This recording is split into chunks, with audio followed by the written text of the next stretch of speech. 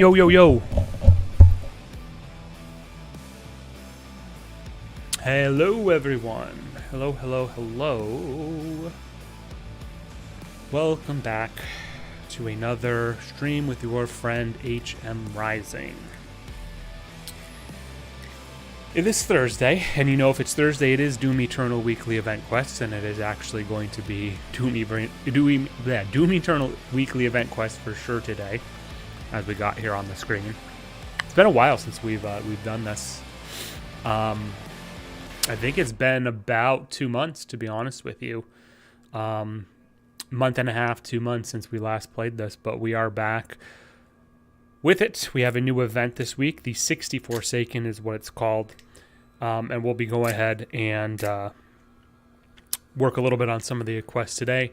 It might take 40 minutes. It might take 4 hours. I don't know. It probably is going to be somewhere closer, I would suspect, around the hour to an hour and 20 minute mark or so. And we'll just see what happens, to be honest. Kind of want to ease back into doing these on Thursdays because if id Software is going to keep adding the new skins and stuff, then we'll go ahead and lock that, because I know some of you guys out there, guys and gals, do like the cosmetics, and I do too as well. And the funny thing too is that they're starting to charge people now for some of the older skins and at exorbitant prices, which I think is silly. So if you've been watching this channel for some time now, you won't have to pay a dime if there's a particular skin that you like, at least as early as probably about some time in May-ish or something, May of 2021. There he goes. Nobot11 with the tier 1 sub for 3 months. Count them, 3 months. Thank you so much, Nobot11, for your monetary support in the sense of the sub, but also, of course, for... Oh, shit, there goes my controller. For the support for the stream as well. So thank you very much, my friend. Why did it say it's disconnected? We're good. That's weird. Whatever. Hell if I know. But whatever. It's all good. On the topic of Twitch and all that good stuff, we are, of course, streaming. Live on Twitch. Twitch.tv/HMRising is where you can find me. And we also have the VODs, the video replays, whatever you want to call them, available on YouTube 24 hours after the stream has aired live on Twitch. And the username for the YouTube channel is the same as it is for Twitch, and that is HM Rising as well. So you can clip and watch all your cringe moments and good stuff like that. So all that good stuff for you guys out there. So anything else I want to kind of talk to you about? I'll detail this more in the outro, but I'll just kind of hit it as we wave it as we pass by.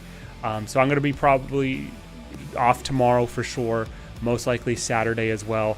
And I will either be back on Sunday or possibly Monday. And which game I'm going to be playing, I don't know. I actually don't know. I'm still undecided. I have a couple candidates. It's just learning which ones I want to pull the trigger on. Truthfully, I really want to go back and replay Bayonetta 2 because I did actually purchase. We were talking about this in one of the streams, I think, late last week sometime. I did end up purchasing the Switch version. Here. And because I do not want to hook up the Wii U. I don't want to go into my storage unit, get the Wii U out, get all the stupid accessories and everything. I just don't want to deal with that. So it was easier for me to just buy actually this one was above market price. I want to say it was like $70 or $80, but the $80 is worth it to me for the hour or so that it would have otherwise taken me to set up the Wii U and all that bullshit. So, but the thing is, if I replay Bayonetta 2, I really want to play Bayonetta 1, and that's a whole nother thing. And Bayonetta 3 is supposed to be coming out this year, so it might be more appropriate to do a replay of those two whenever Bayonetta 3 is released, but we're so early in this year, I don't know when that's going to be.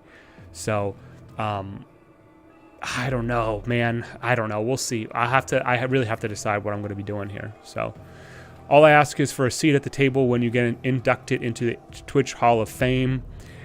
Stand by. And I'm the backbone to the Twitch community. No, I'm not. And everyone make sure and give H Rising a follow and subscribe to this legend. Yeah, I mean, the follow is free. I made this joke before, but the following is free. It's just the click. And it really helps the support the channel in terms of the analytics and stuff like that. The subscribe, if you want to keep your money, I'm not going to blame you for it. But there are some cool emotes that you'd get for subscribing to the channel. And there's more to come as well. I'm still making a decision on which animated emoji I'm going to add. But yeah, so you can tell I'm kind of indecisive at this point about where I'm going with all the games and stuff because I don't know. I really want to play Bayonetta 2, replay Bayonetta 2. I really want, because I really don't remember anything from it. It's been like a solid, when did it come out? Was it 2017? 16? Let me look that up. I think it was either 16. Let's see here. I remember it had such drama around it because it got a perfect 10 out of 10 score on oh no, it was way earlier. It was 2014. Oh, that's right. That's right. Yeah, it was late 2014. I remember talking with my coworkers about it at the time, and you know, they're the most of them were basically like I'm from Reddit, the Redditor types, and of course they were like, "Oh, that game sucks. It's you know, it personifies or objectifies women, blah blah blah, that crap, but it's a great game." So I really just don't remember much from it, and that's crazy to think that was over 7 years ago, almost 8 years ago. God, that was like a lifetime ago at this point. So we got to get HM Rising to partner. We have a long way to go. Although technically, if we're looking at it strictly from the what's it called, the requirements, I'm at the monthly total stream time, which I think is like 15 or 20 hours or something like that. I'm at the different days thing as well. I'm just way under on the average view count, which is supposed to be 75, and that is quite a bit. We talked about this on one of the other, actually a couple times on some of the earlier streams. The way the math basically works out, unless you have like a very, very dedicated fan base, 75 viewership roughly correlates to, at minimum, about like 750 followers, all the way up to about 1,000, 2,000, and then obviously there's no upper limit to that. But it's a hell of a thing to get there. So I'll just say that much right now. Is it an amazing game? Bayonetta 2, I remember liking it a hell of a lot. I do remember liking it a hell of a lot. Yes, so I would say it is an amazing game. The problem is I barely remember anything about it. I played through Bayonetta probably half a dozen or so times, and I only played through Bayonetta 2 once. So probably because I didn't realize it was, well, as of a couple of years ago, it was really re-released on the Switch. But I didn't have much love for the Wii U, to be honest with you. So anyway, I'm chatting your guys' headed off. Let's go ahead and get started here.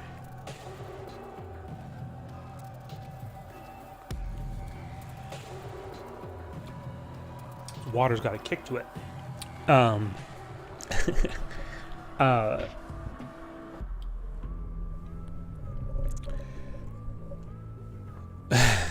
I think there's other ways of getting that success, man, than other than doing just the hot tub stuff. Now, what that is, I have no idea, but still. Okay. Probably not going to need the headset. I hate headsets, but in case we run into anybody who wants to talk, we'll get into it. So, all right, let's look at our event here. Let's do a quick rundown. Let's look at some of the cosmetics, and then we'll get to the actual gameplay. Obviously, as you guys have seen, I've been playing it a little bit here and there, mostly collecting my booster XP. So, I mean, I'm almost, almost halfway through. Actually, I'll be halfway through once I claim all the booster XP. Although I've noticed it glitches out a lot, actually, so I might not be so lucky. Let's wait and see here. It's gonna glitch out if it takes this long. It's gonna say like error, timeout, retrieving. Yeah, timeout claiming booster XP. Please try again later. And watch this. If I go back and go back, watch this. It's gonna probably have me at the same place. Actually, it gave me a little bit, it looks like, but it didn't give me the full amount. Whatever. Okay, let's go ahead and look and see what we got. So let's go through each of these. Let's take a look and kind of rank and review them. I always do this every time. This is multiplayer. Yes, there'll probably be a multiplayer component of it in just a little bit. We'll see. I have to look at the challenges first, but I'm gonna look at the actual cosmetics here. So I actually need to adjust my volume here. It's so fucking loud. Let me make a quick edit, guys. Sorry.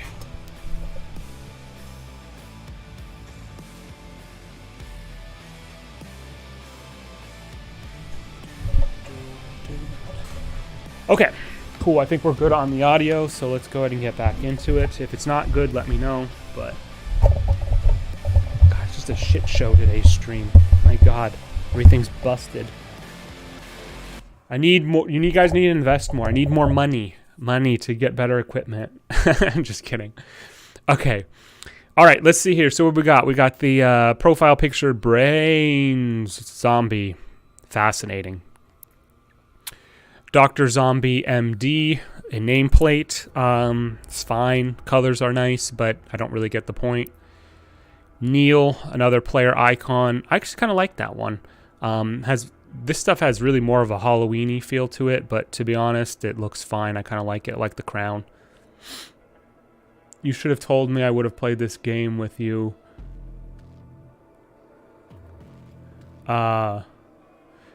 No, I don't like playing this game's multiplayer. This game's multiplayer sucks. I only play it because I have to. Is it still loud? Like on the lower parts, or is it just when it does the music? Let me know. Goblin King, skin for the Archvile. I like this a lot, actually. It kind of reminds me of Ava Unit 1, obviously with the purple and like neon green type color, but for the Archvile, it looks good. It has even like sort of a shiny effervescent thing going, so I'm cool with it. That's a good skin. Ow! A Revenant for a Revenant profile pic. Fine. Kind of boring, but it's fine. Infernal, a skin for the Revenant, and it's obviously got like a infernal thing going on with basically kind of like a reddish demon hell spawn type things. It's fine, kind of basic to be honest with you, but again, not really a problem. Radical, this one's interesting to be honest. Good color scheme, definitely different from Doom Eternal, but I think it looks good. It's good. Not much I can say about it. 80s Degrees, a skin for the rocket launcher. I like that actually a lot. I'm a big fan of basically any sort of like 80s vibes, any 80s retro type shit. That looks good. I like it. Like the skull being blue there. Has a very Miami Vice almost type feel to it, so I like it. So that is a good one in my book. Good. Sounds good right now. I think it's just when the music was playing. Okay, cool. Thank you very much. All right, Foreboding, another profile icon of the Marauder. Looks good. I like it. It is foreboding. Not much else I can say. Tainted, a skin for the Marauder once again. Got the purple and neon green thing going. Looks good. Looks good. It's a good color combo. Works well. Actually, this one's even slightly better because the fact that you can see all the layering and the panel lining of the Marauder's armor. Looks good. I think that's a good one right there. So far, this has been a pretty strong event. Sprouted, a player profile picture with a skull with flowers on it. Classic, kind of the irony going on and everything. I like it. Looks good. Not much else I'm going to say about that one. Noxious, a green and grayish skin for the plasma rifle looks like crap, to be honest. For level 12, that's garbage. That should be way earlier, and the other one should be later, like the rocket launcher, because that's pretty underwhelming. It doesn't look horrible, but it looks like a default skin, and for being at level 12, that's kind of a joke. All right, classic Doom 64 Marine skin for obviously the Slayer itself. Doom 64 was a decent game, not great, but it was decent. I like this. Obviously, it's kind of got the retro thing going on, very heavy on the green palette. It's good. It's fine. He's missing his gun, though. And, of course, the various animations as well. Looks good. Yeah, it's fine. All right, 2 more. Undead Head. Goes without saying, another zombie-esque type thing. Looks like of the soldier for player badge. For level 14, that sucks. That sucks. And lastly, Undead Soldier, the level 15, the capstone reward for this, the nameplate, faceplate, whatever, for the player. Undead Soldier, the fact that this level, it's really not that bad. It has a little bit too much negative space in the left-hand side, but I would say that for level 15, this is very underwhelming. So I would, I think this should have been earlier. These are kind of almost like inversed, in my opinion. Like, some of these later ones are not very good, whereas some of these earlier ones, actually the best ones are kind of in the middle, from what I've noticed. So, all right, no problem, Nobel11, thank you so much. So, all right, let's get to our challenges. We have 34 days left on this, so over a month. I think this is going to finish in March, early March sometime. And we'll probably get this easily in the next probably week or two. But we'll see what happens. So, I mean, 34 days is such a long time. Remember, this started at like 48 or something. So, anyway, week 3 challenges. As usual, we have our rewards for our milestones at 4 and 8 of the total weekly event quest. We have freeze 'em, kill 30 frozen demons. Easy, microwave mank, kill 3 mancubi with microwave beam mod. Pretty easy as well. Airstrike, kill 30 demons with the rocket launcher while in the air. Annoying, but not too bad. Oh no, my shield. Kill 20 fodder demons by overloading carcass shields. That's very annoying. That is very annoying. That's gonna be. I don't think we might even skip this one because that's gonna be way too specific. I think we'll ignore that one. Inferno, kill 3 burning super heavies. This is easy. I'll show you a very good place to farm this. Arena Purge, Slayer Recruit, and Coliseum Victor win 1, 3, and 5 battle mode matches respectively. Or not respectively, Slayer Recruit, Coliseum Victor, Arena Purge respectively, 1, 3, and 5. We'll see if we get those to those. So, all right, let's go ahead and start with some of our.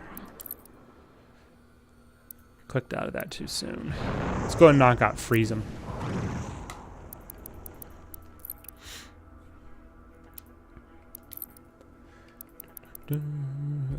Cult of Space. It's been a while. I can't always remember these things.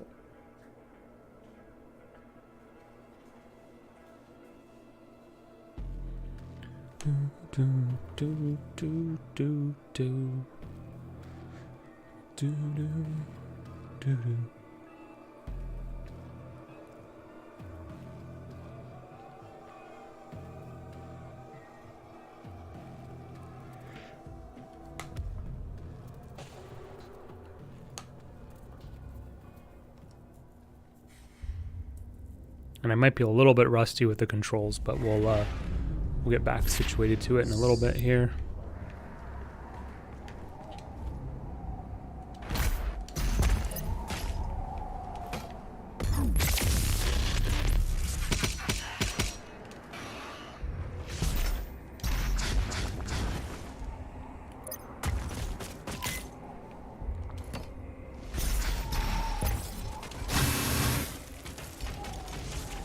Okay, so 30 demons. Easy peasy.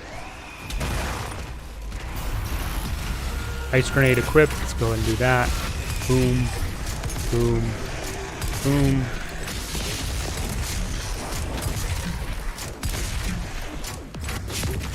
And let's go ahead and reload checkpoint. Reload.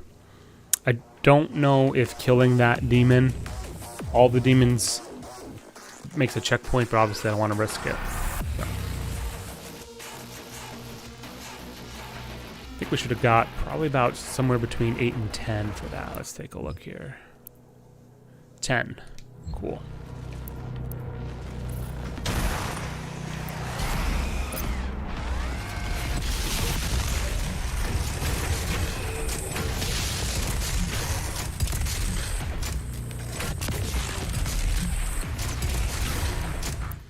Reload.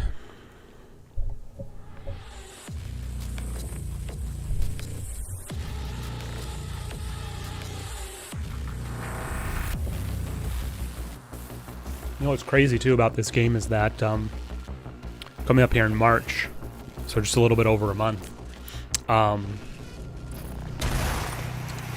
this game's gonna be approaching like 2 years old, 2 years in age.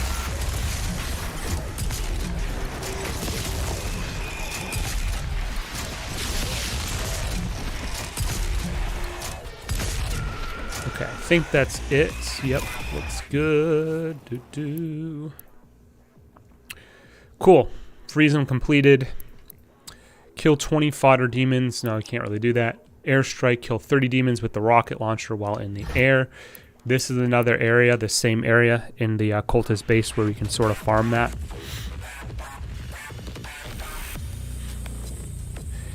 And for this one, I actually think the remote detonation mod is actually pretty helpful. Yeah,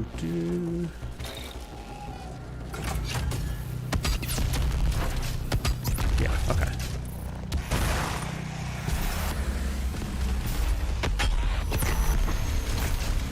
Forgot how to do this.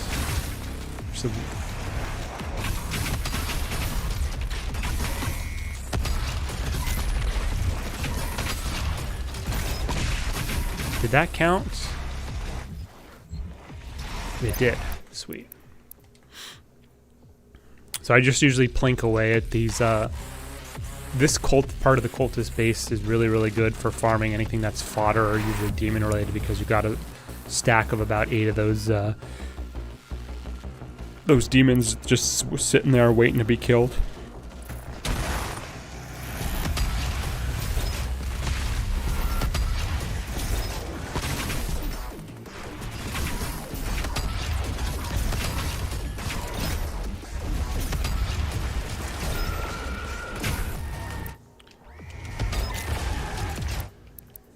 Okay.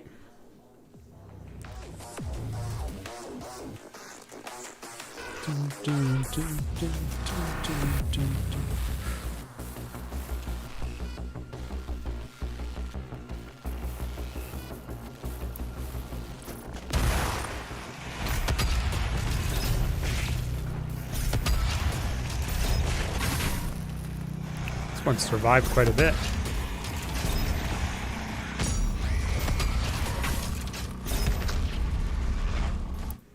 Okay, let's try it one more time.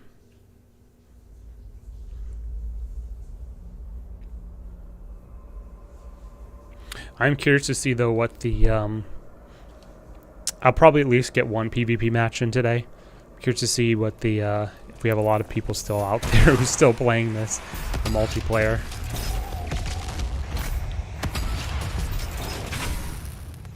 Okay, I think that should be it, right? Yes, it is. Airstrike done. Cool. Kill 3 burning super heavies.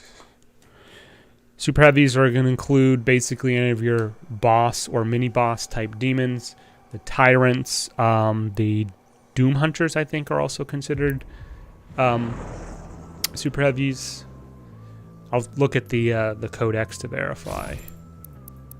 But there's a great place to farm tyrants or super heavies, or super heavies and more specifically tyrants. In Necrovol, the first part of Necrovol at least.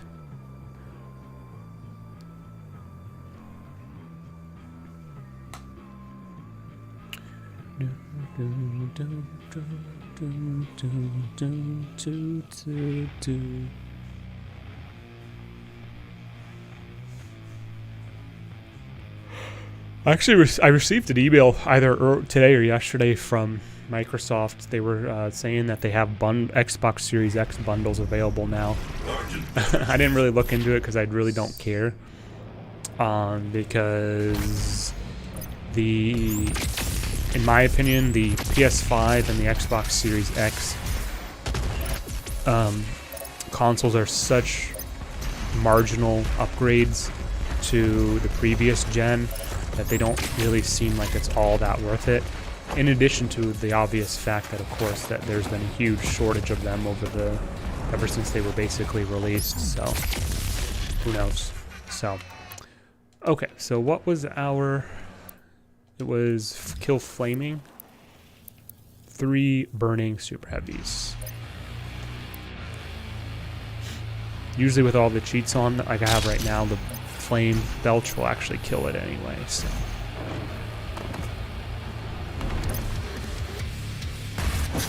Yep. This actually gets credit for it though.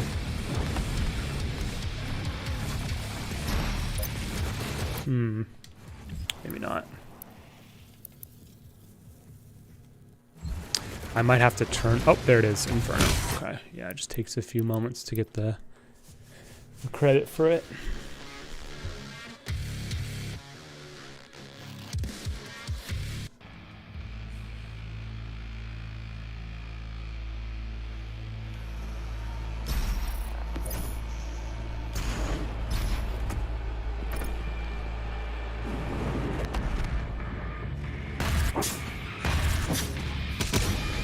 He had some invincibility frames during his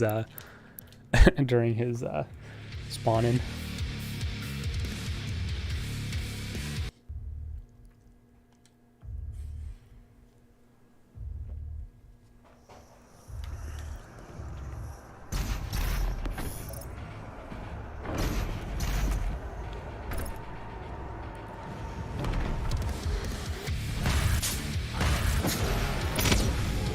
There you go. Let's take a look here, just because I can't remember. So super heavies are, Archviles, Baron of Hells, Doom Hunters, Marauders, Tyrants. Okay, cool.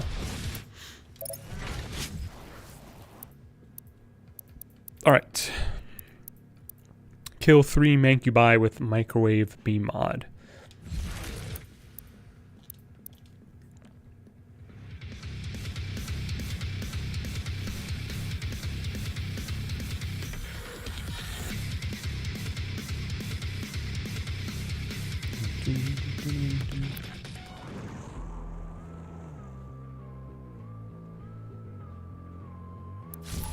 All right, campaign and Final Sin.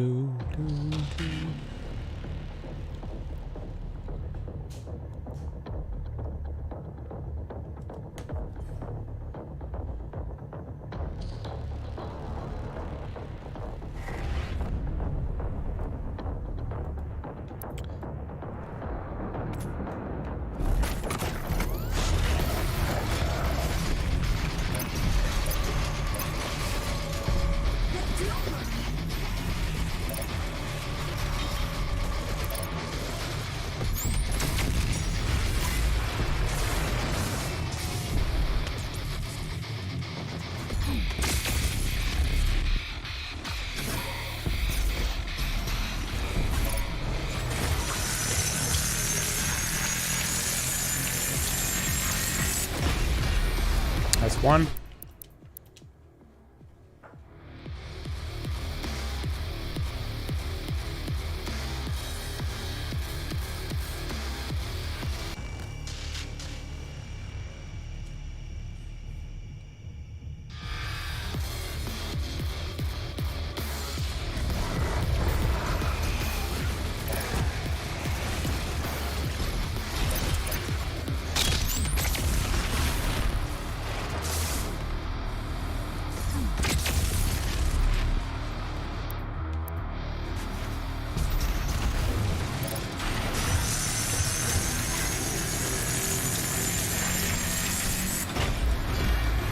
2.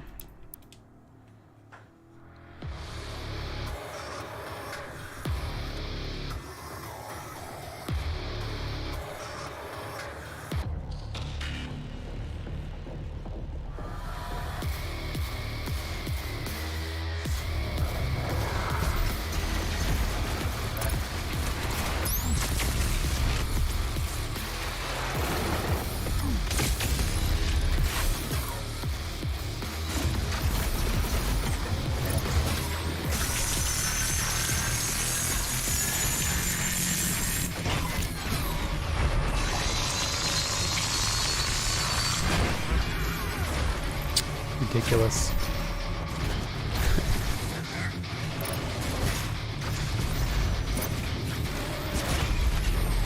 Alright. Let's try to make a push for this one.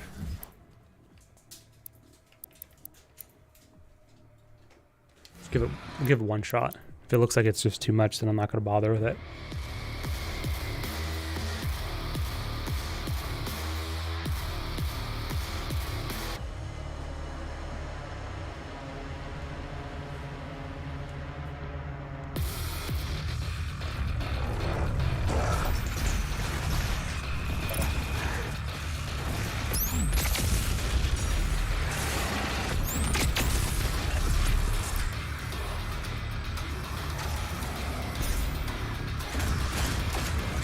Problem is because it's so sporadic. You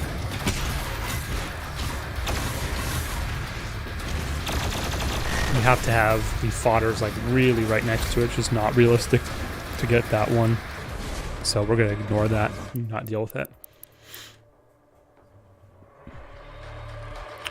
Hello 20s15. Welcome to the stream. Good to see you.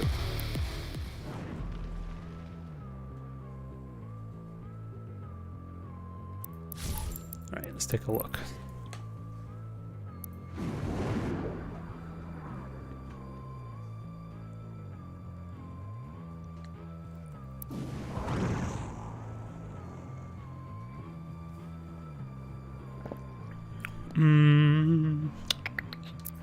We'll do a little bit of PvP. Oops, not horde mode. Definitely not horde mode.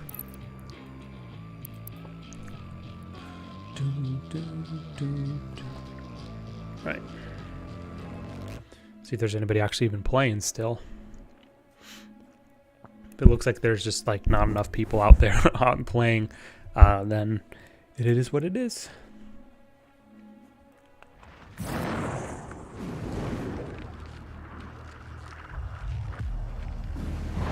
Huh.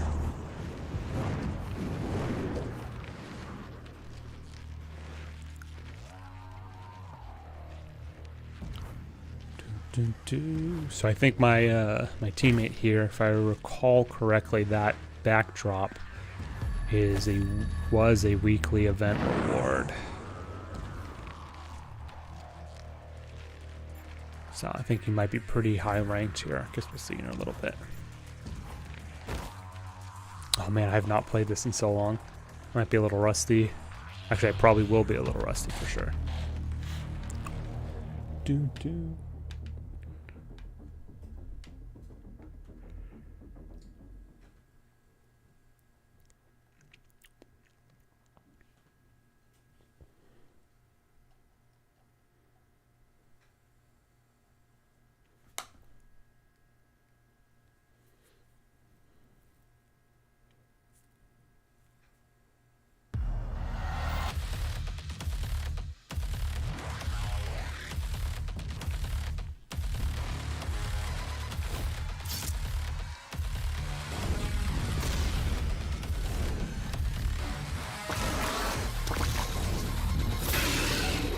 Yeah, he's 4 prestige, 49 boosters. He looks pretty good.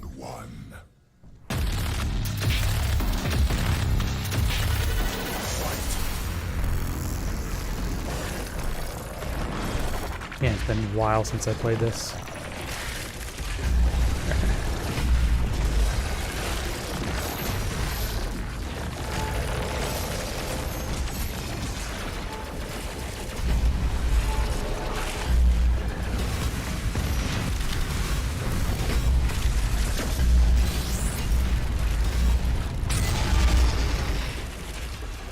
Looks pretty good with the Dread Knight too.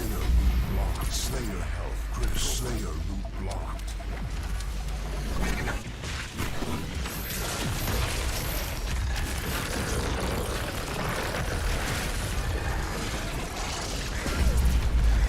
Slayer health critical.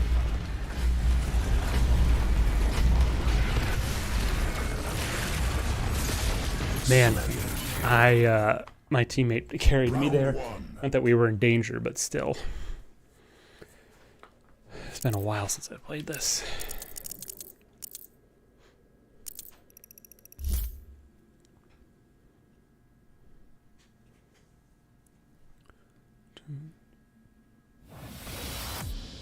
Round 2.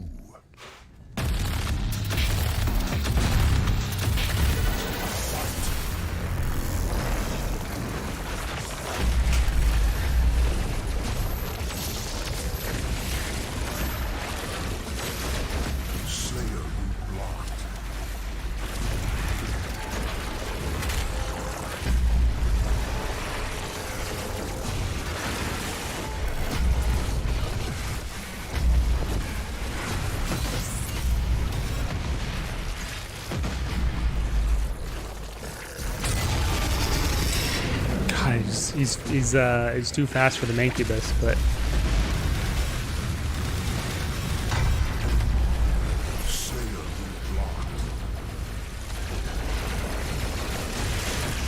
come on.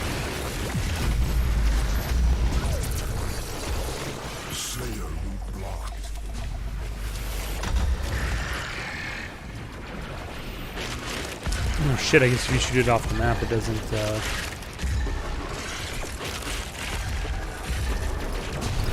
register. That's interesting. I don't think I've ever actually done that before. Despite all the times I've played this.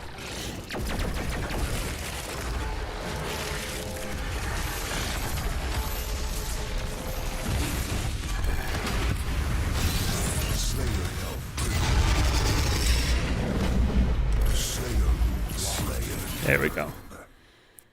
Round 1. Yeah, my teammate's really good with the Dread Knight.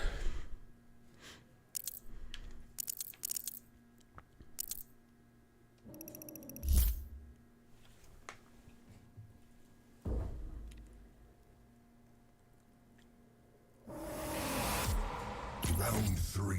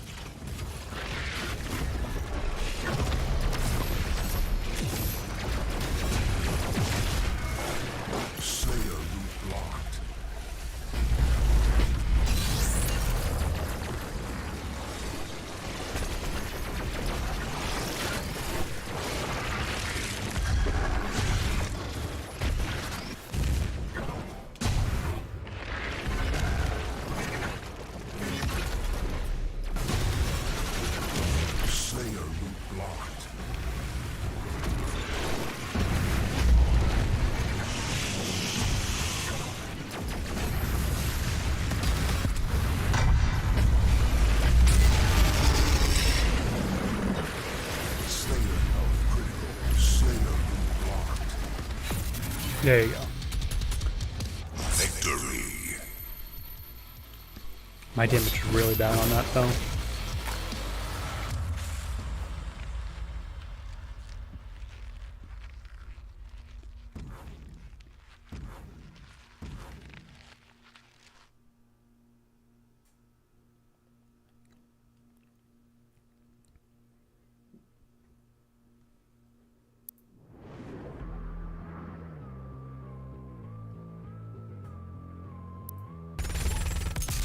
Let's see here. Yeah. Bad damage.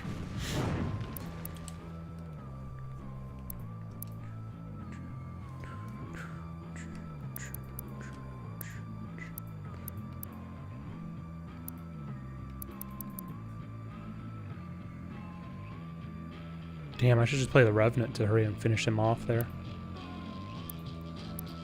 It's crazy how there's such a huge leap between you know, 25 to 50 there.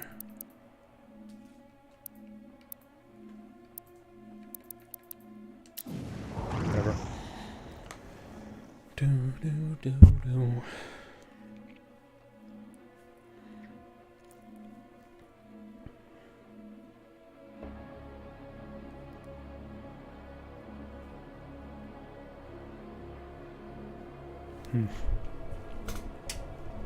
I really want to replay Bayonetta 2. I don't want to wait until later in the year whenever 3 supposedly is supposed to be released. I don't know. I have even questions if it's even actually going to be released this year. I know that's the tentative date, TBA 2022, but I just, considering how that game seems to have gone through like development hell, or at least has been, aside from what was it, the Game Awards, or was it E3, where there was actual where there was actual gameplay footage of it. Although it did a thing that, man, it's been so long, but there's a couple other game franchises that did things where it was like something that was really, really special in like the older games, which was summoning the demons, is now like a general or standard attack, and like to me that's just like, that's a step in the wrong direction. So we'll see. Maybe it'll play out really well. The original Bayonetta, though, is very, very good. And like I said, I actually kind of want to replay that, too. Because, I mean, there's a couple of different reasons. I mean, the fact is it's a good action game, obviously. I love the style of it. Bayonetta's a very cool character. And, you know, 2 is like, oh, there's no positive female role models. I think Bayonetta's actually up there. And furthermore, too, like, it doesn't bog you down too much with the story. Like, there's still a story, and I think it's nothing to, you know, write home about. It's at least a story, and it's not too narratively driven, we'll say. So, it's been, I think I played, when there was the Xbox One release, that was, it was a dual release on the same disc. I actually should get it and show you guys, with Bayonetta and Vanquish. I think that was February of 2020, so almost 2 years ago. Crazy.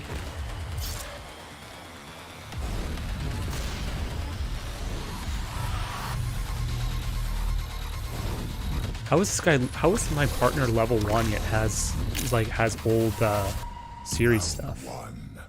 Huh. Whatever.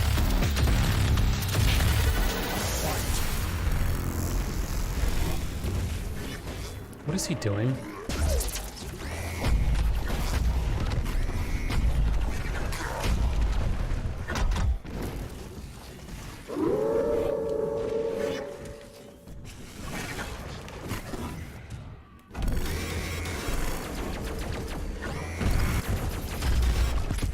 Slayer root block. Health critical. You die. Could use my partner, could try to help out and not try killing demons. Slayer Idiot. critical. My god, come on. He's got a sliver. Oh my god. This is frustrating. Come on.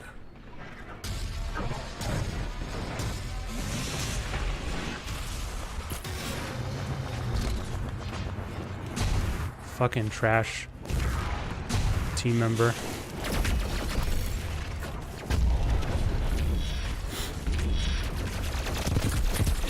Health critical. Slayer, you die. Well, no shit, because I spawn with half health and my fucking partner is retarded.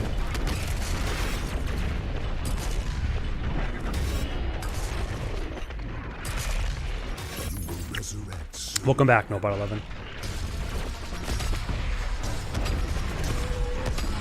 He's playing the Marauder. Slayer root block. Slayer health critical. He's playing the fucking Marauder, and he's playing like very defensively. I don't get people sometimes.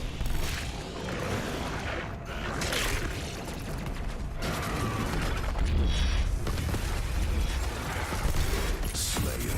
There we go. Round 1.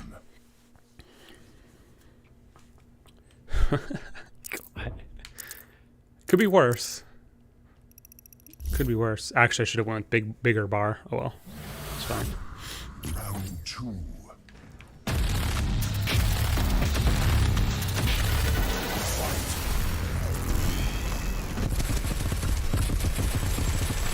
Health critical. Slayer blocked. You died.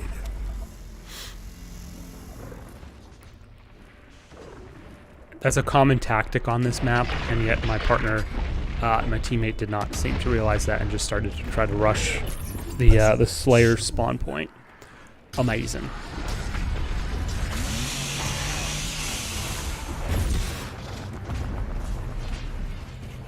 Demon health critical.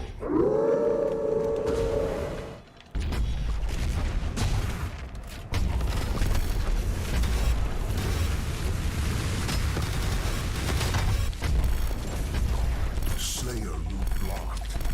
Demon killed.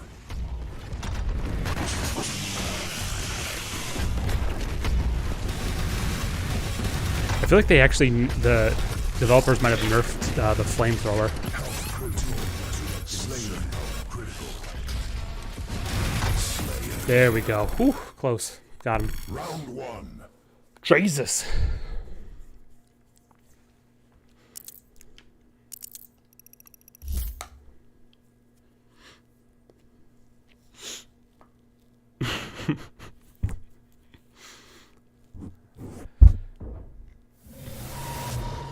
Round 3. Is he gonna spawn here at the portal? I hope not. No, he didn't.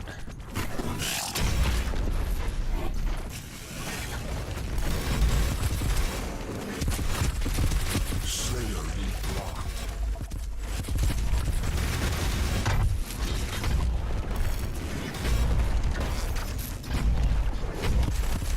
Health critical. Slayer health critical.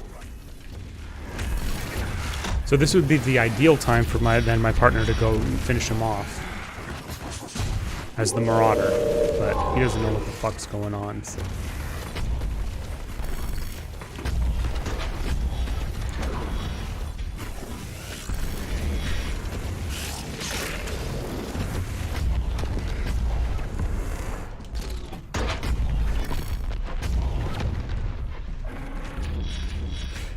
Slayer root blocked.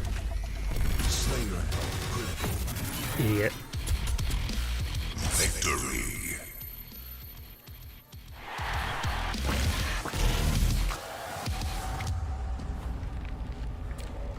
Get both the ketchup and the mustard for that, buddy. I bet I did at least twice as much damage as my partner did here. Let's verify. Let's see the numbers.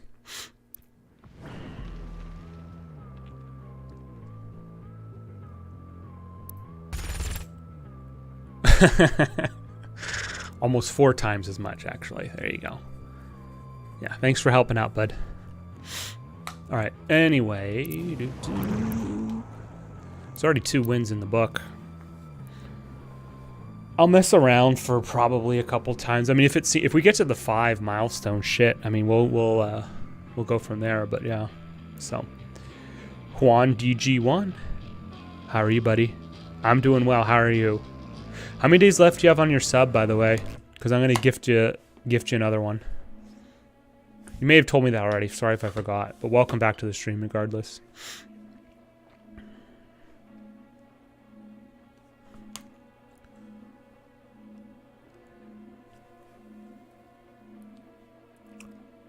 And by the way, Juan, have you played Bayonetta 1 or 2?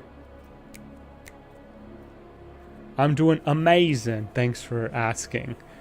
That's amazing. Amazing. Amazing. Oh, God. I asked because check this out. I literally bought this, I think, the day after we talked about this in one of the streams. It had markup on it, but I think it was like 70 or 80 bucks. But like I said, it's worth paying. For me, I'd rather pay for that then have to go to my storage unit, bust out the Wii U, and I just didn't want to deal with all that crap, to be honest. I just did not want to deal with that crap. So, but I was lamenting earlier because I really want to replay Bayonetta 2, which to me means that I have to replay Bayonetta 1, which I last did about 2 years ago. But considering that Bayonetta 3 is also supposed to be released sometime this year, I feel like it would make most sense to replay them sequentially up to Bayonetta 3's launch. But that's assuming, of course, Bayonetta 3 is actually released on time. I could see it very easily being postponed past this year, so I have no idea. All right, I gotcha. Yeah, I played the 360 Bayonetta on the 360. Oh my god, well over 10 years ago now. Actually, you know what? While I'm waiting for this, hold on. Let me show you guys something. I have the 360 copy, but it's in storage. I'll show you something else though.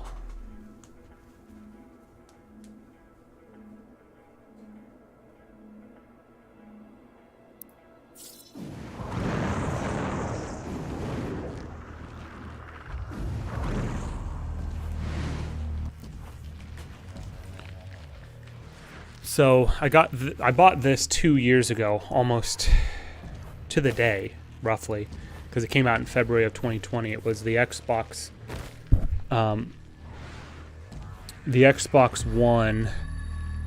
Bayonetta remaster. I don't know, whatever you'd call it, but it has also the Vanquish, paired with the Vanquish disc, and it comes in a nice steelbook and everything. So this was cool. That was in February of 2020. But Bayonetta is actually one of my favorite games. It's in my top 20 for sure, possibly top 10. And then Bayonetta 2 has a big asterisk next to it because I think it's also somewhere there. But the problem is I literally don't remember anything about that game whatsoever. Aside from the fact that Bayonetta fights demons now instead of just the angels. And goes to hell and stuff like that. So, never mind. I'll just be over here, you guys. So, all right.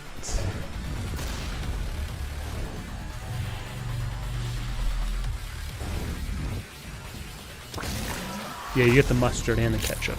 Actually, I already made that joke already. Sorry. Round one.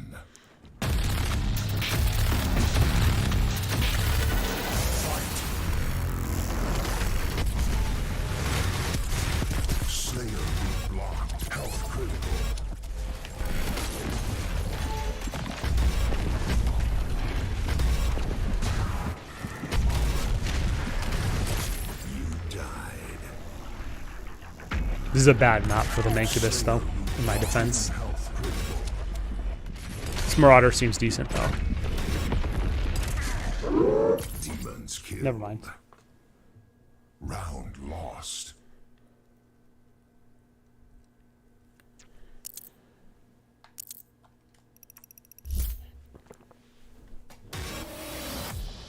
Round two.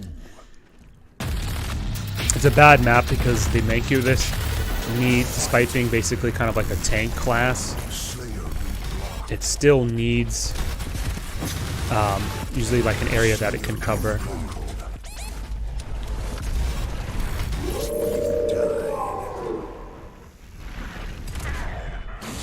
The Slayer's good actually though. He is good, and he has the Quake nameplate.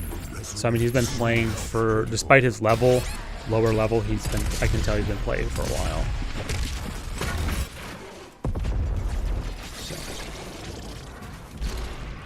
Slayer health crit demon kill.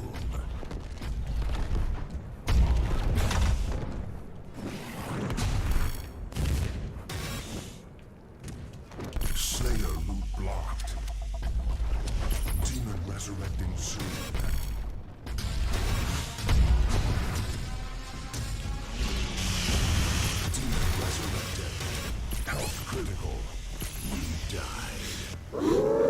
I mean, he knows how to play Slayer, so I'll give him credit where credit's due.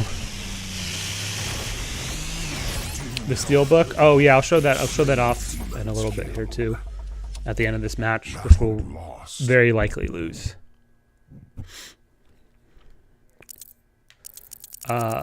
Technician.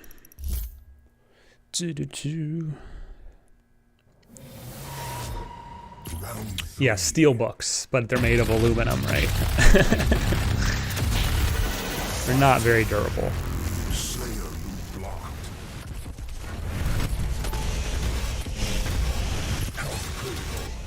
Am I think I'm playing the wrong...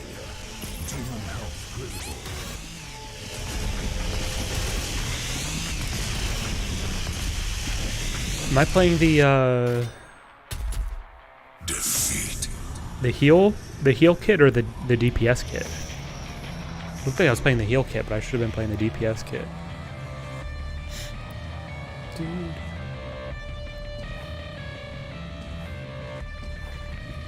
Oh right, so the Steelbook. Yeah, so has a sleeve.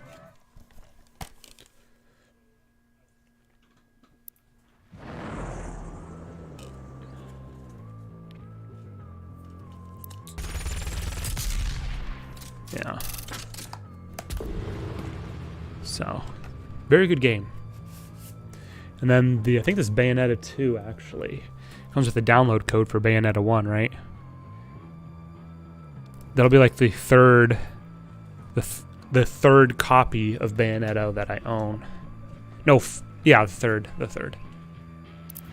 So I'll probably just do a couple more. I don't want to necessarily be playing online multiplayer all night because I just don't find it riveting, and I don't think it's very good content in all honesty as well. So we'll see what happens here. So yeah, I mean, I don't know, I'm torn because I really want to play Bayonetta 2. I have a real itching to do it, but I think it might be better suited for later in the year, whenever Bayonetta 3 is supposedly meant to be released. Could do, like I said, Tokyo Mirage Sessions on the Switch as well. I have not looked to see what sort of completion time we're running with that and that sort of thing. I have a whole list of other games. I want to try Ender Lilies because it's a Metroidvania type style game. There's some other ones. There's a couple other weird indie games that are interesting, but I don't know if they have release dates yet. Like there's one called Paparazzi, which is a silly game where you're like taking pictures of dogs or something. I don't know. It looks kind of funny. So anything that tries to do something a little different is usually cool in my book. Glad you're able to find the Bayonetta. Oh yeah, thank you very much. Yeah, it wasn't too hard. It was on Amazon, and it came from a reputable seller. And like I said, I don't think it was. I could look back at the order invoice, but I think it was like $70. So they were charging 10 over whatever it originally came out. But I gotta admit, like I didn't realize it had came out so many years ago. Again, I was just convinced that this had been stuck on the Wii U for so many years. So, and I have the Bayonetta Amiibo. Instead of talking, I'll just show you.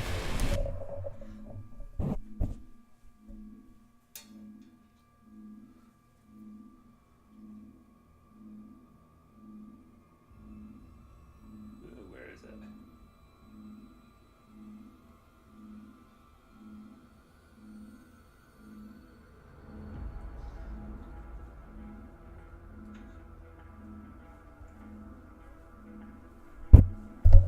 It's very hard to tell where the center is in the camera, to be honest.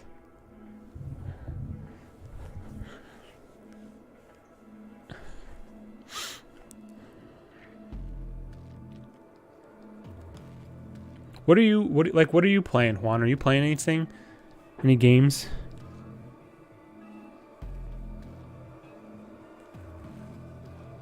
I accepted your request on Switch friend code, right? It's been at least like a week since I turned the Switch on, so I can't remember if I did that or not.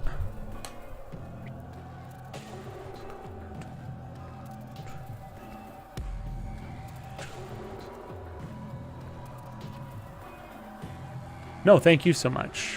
Definitely. Definitely. And I mean, I kind of want to, now I'm feeling like I think I said this before in one of the earlier streams as well, like, I kind of want to now also go back and play Xenoblade 2. I don't know. Okay, so this Slayer has the Flaming skin, which I think was a pre-order bonus, because I know I have it. It's a pre-order bonus from Amazon, so he's been playing since, we can assume, since launch, roughly. And my partner has some older stuff as well. The skin's new, but the background, the stage is older. So, all of us have probably been playing for a while, I can tell.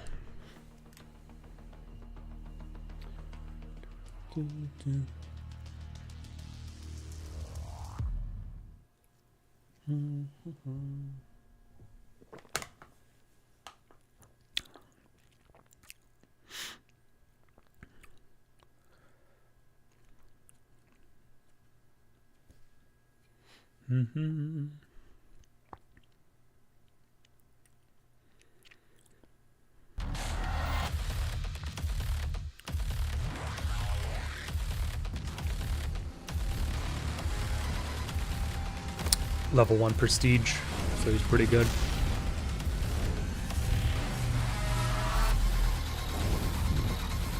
I feel like we're gonna lose this match, probably guess.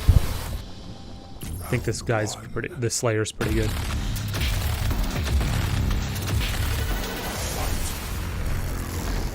Yep. Oh, I'm playing the heal kit. Oh, that sucks.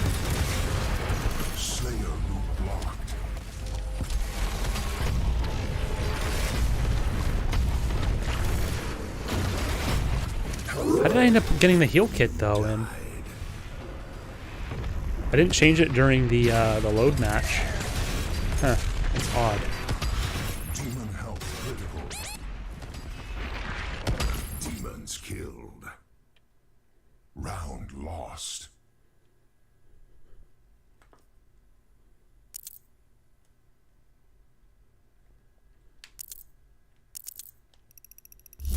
Haven't been playing much, been a bit too busy. I'm currently trying to beat, oh, the NES Fire Emblem. I think you said that last week.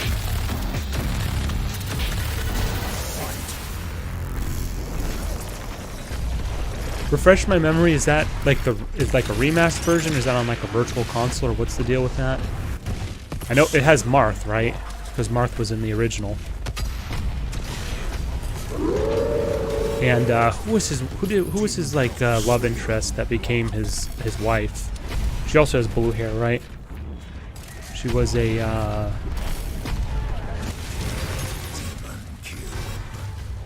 she wasn't a Valkyrie. She was a I forgot what class she was. Started with a C, right? It wasn't Kelika, because she's from Shadows. Celia? No, what was her name? Oh my god. It's been so long. Round 3.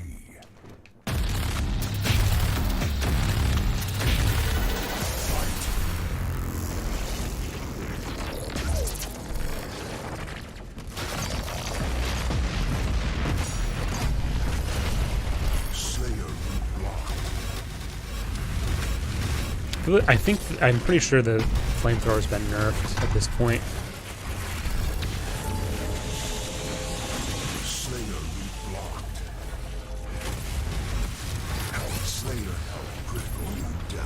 Come on, buddy. Finish him off. It's a re-release of the first game, but entirely translated. What is it? Is it a physical copy, or what's the availability of it? Or is it on the eShop or something? Kada. Yes, Kada, that's right. See, I knew it was a C name, I just couldn't remember. It wasn't Kelika, because Kelika's obviously Alm's waifu in Shadows. And I really liked Kelika, though. She was a cool character. Kada, that's right, Kada. Demon resurrecting soon. Health critical. Fuck. Defeat.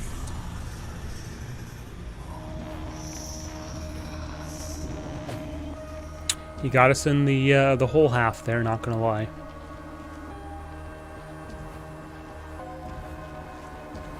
I'll probably do like another 2, possibly 3 more, to be honest. I don't want to be doing this the whole night.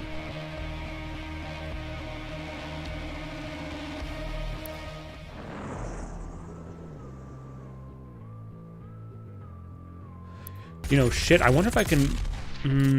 I might be able to bust in Lost Forgiven. What the hell's that all about? This is part of this whole thing that when id Software introduced this Battle Mode 2.0 thing like several months ago, they really changed like a lot how they handled like the online system.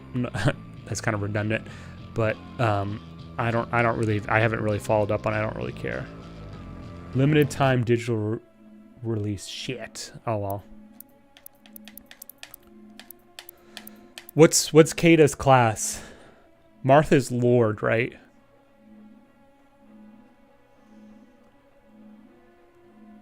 I feel like Kata was was she like a Pegasus rider or something? What was her deal?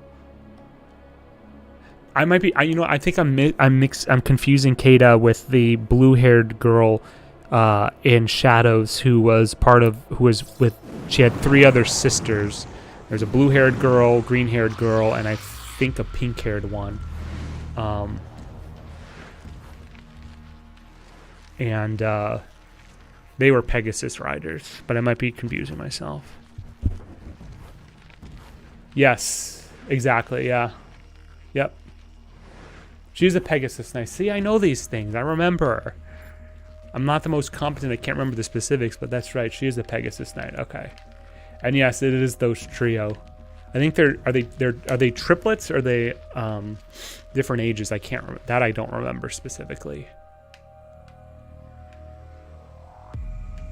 Is it ever explained? Don't remember.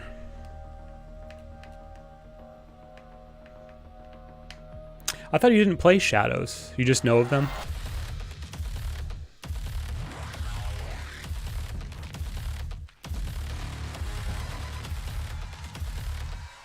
I don't know what skin that is.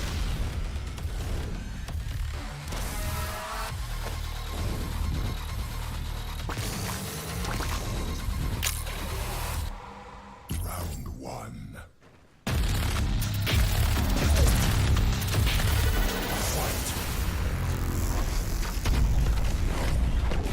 Ugh, I'm still the healer kit. God damn it.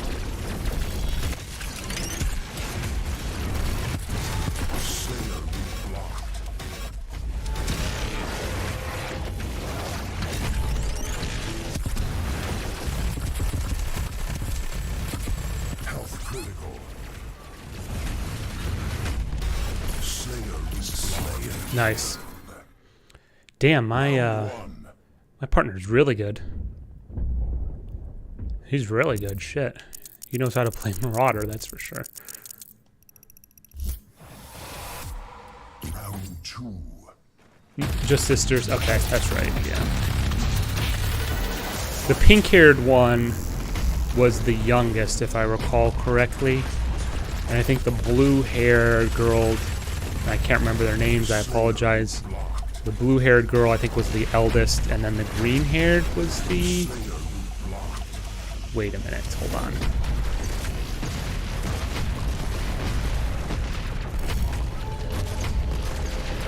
I'm pretty confident the pink-haired one was the youngest from what I remember.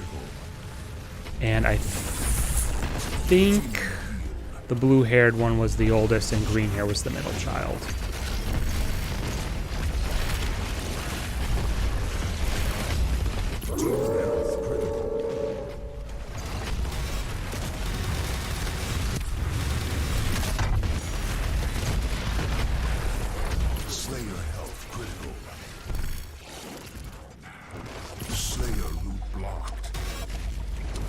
I love that the shadows I think it's called What Lies Ahead track. It's one of the battle BGMs.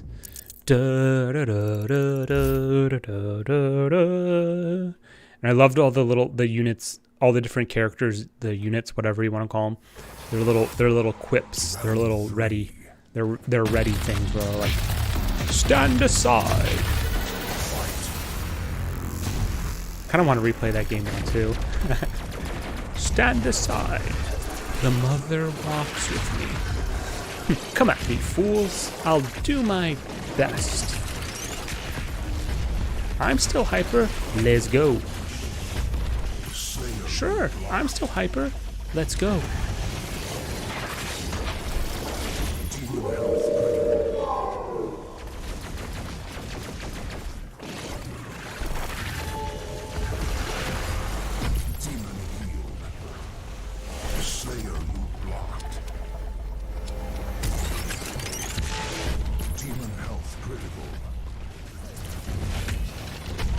My partner is insane. They are so good.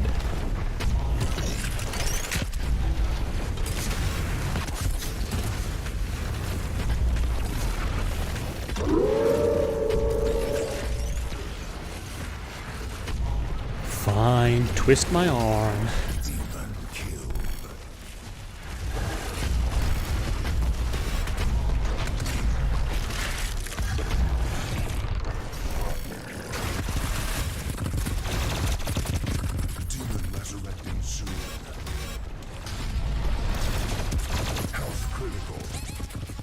Come on, don't die, HM Rising.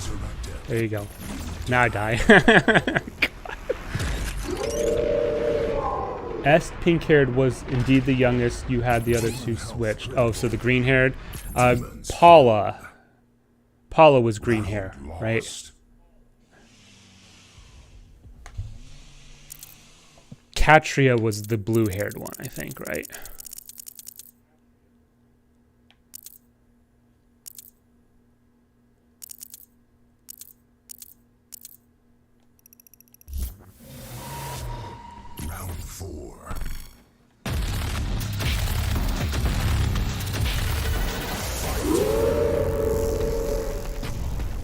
That was really a good game now that I'm kind of recollecting on it. Shadows of Valencia. Wait, hold on. I thought... I mean, it's clear you know about the game. I thought you said you didn't play it, or I'm just imagining that.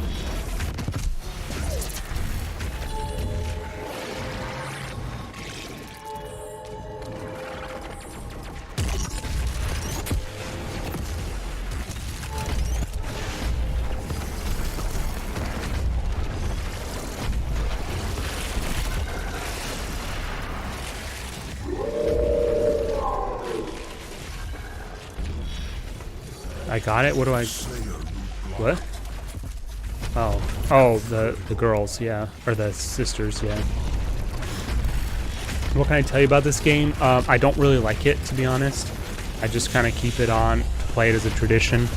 The developers still support the game, and I love cosmetic shit, admittedly, so the reason why I'm playing this is for cosmetics, so that's why.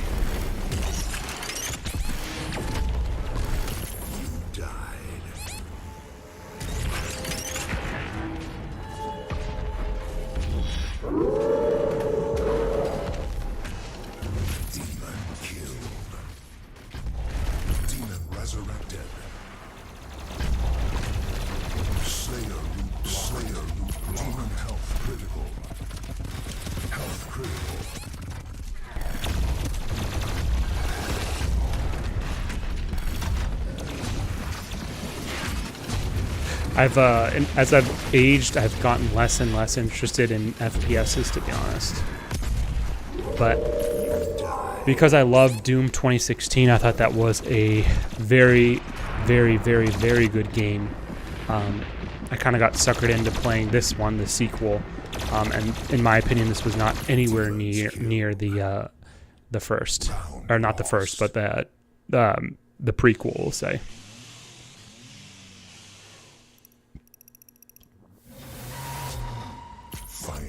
Oh, because of the gotcha? Gotcha. Gotcha. Not Heroes. No, it is Heroes. Heroes is the gotcha. Hey, what's the Dynasty Warriors one called? I forgot. Slayer, demon health critical. Slayer loop blocked.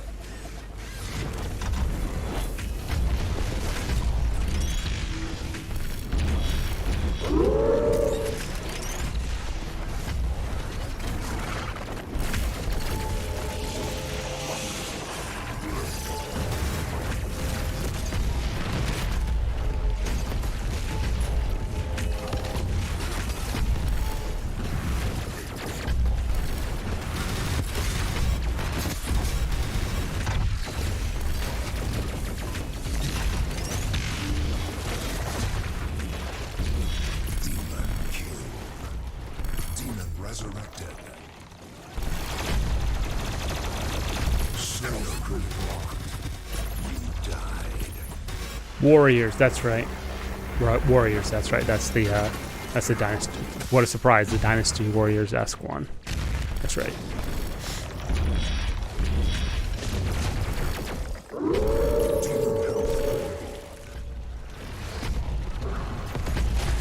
I also played, was it Path of Radiance? It had Ike.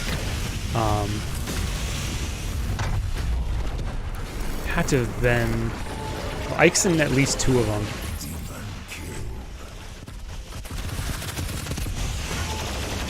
Health critical. Slayer blocked. Path of Radiance, and what was the other one? Path of Radiance and... Oh my god, I can't remember.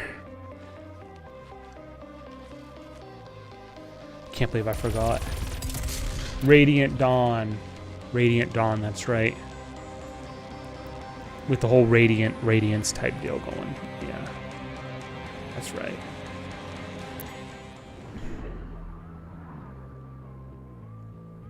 Who's your all-time favorite Fire Emblem character? Streak lost. Okay. It really doesn't matter. I'm going to step away for about 2 minutes, and I'll be right back, you guys. And we'll probably do like another 2, possibly 3, but that'll be it for today. So, be back in just a few.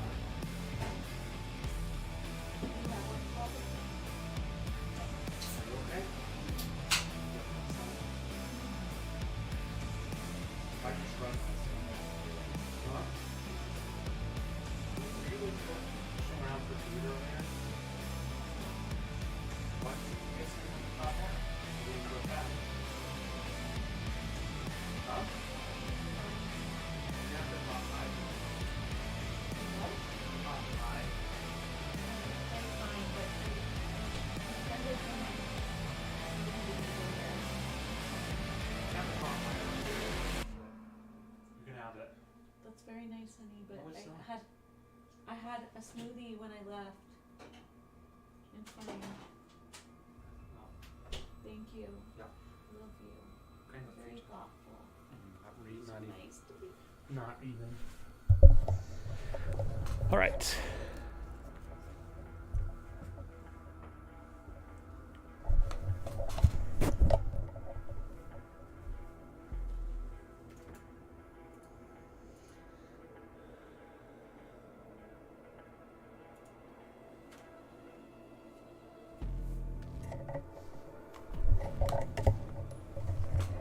Who's your favorite Fire Emblem character, Juan? If you had to pick. Or give me like 2 or 3 who you like.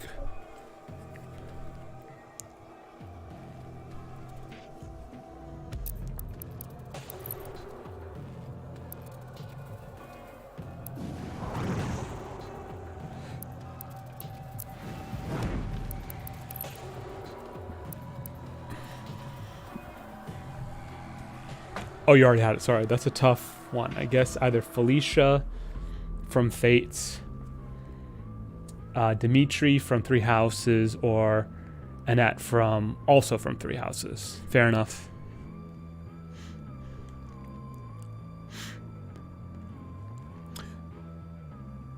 On the topic of the GameCube games with Ike, I hardly remember anything. I didn't finish those games, so I mean there's that. I only played them for maybe about 8 to 12 hours somewhere a piece. Just wasn't my cup of tea. I did like Micaiah, the white-haired girl with the little bird. I did like her a lot, though. She was cool.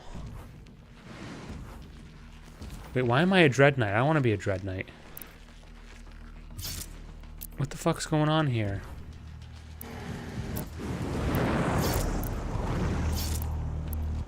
No, I'll be the Revenant. That's fine.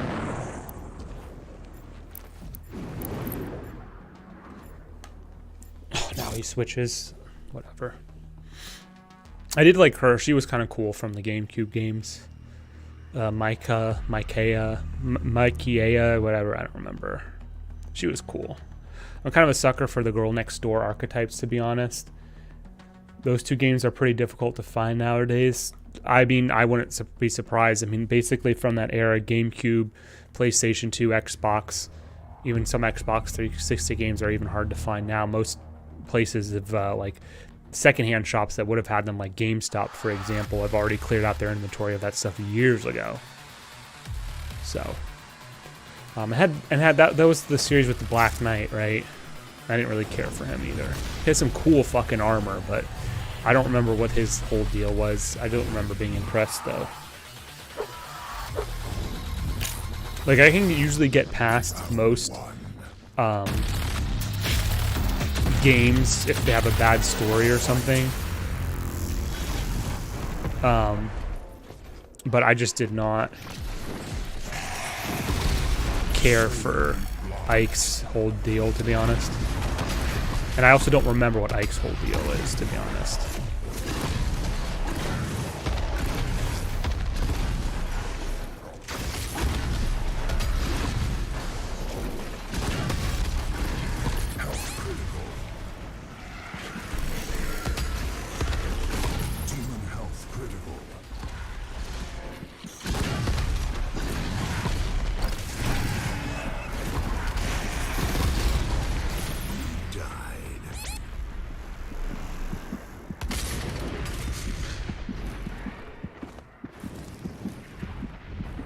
And those, the GameCube games are never re-released in any form, right? Like, they're not even available on any of the virtual consoles.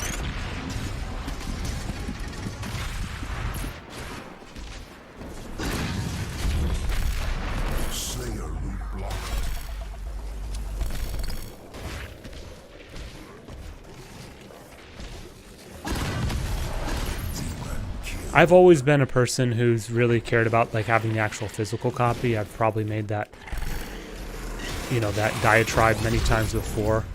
But, Round lost. I don't know, I'll check eBay maybe. I don't want to get a copy of the game that has, like, where the game case is all, like, busted up. Has dents in it, and there's tears in the plastic and stuff. Like, I hate that shit. I also don't understand how people don't take care of their stuff like that. I mean, I get the game case is meant to protect the game, obviously, but like,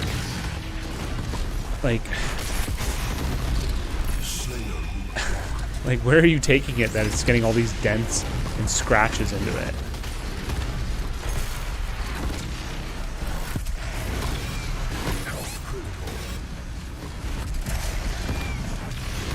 Man, the Revenant sucks. The Revenant, I mean, I'm not great either, but the Revenant is really, really bad. The cooldown on the Rocket Barrage is just insane. It's way too long.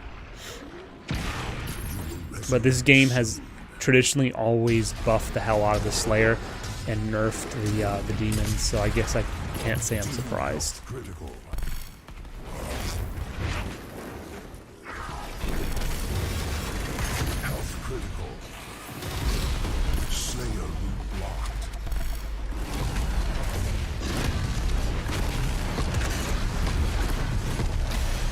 at that, 30-second cooldown on the burst. It's insane.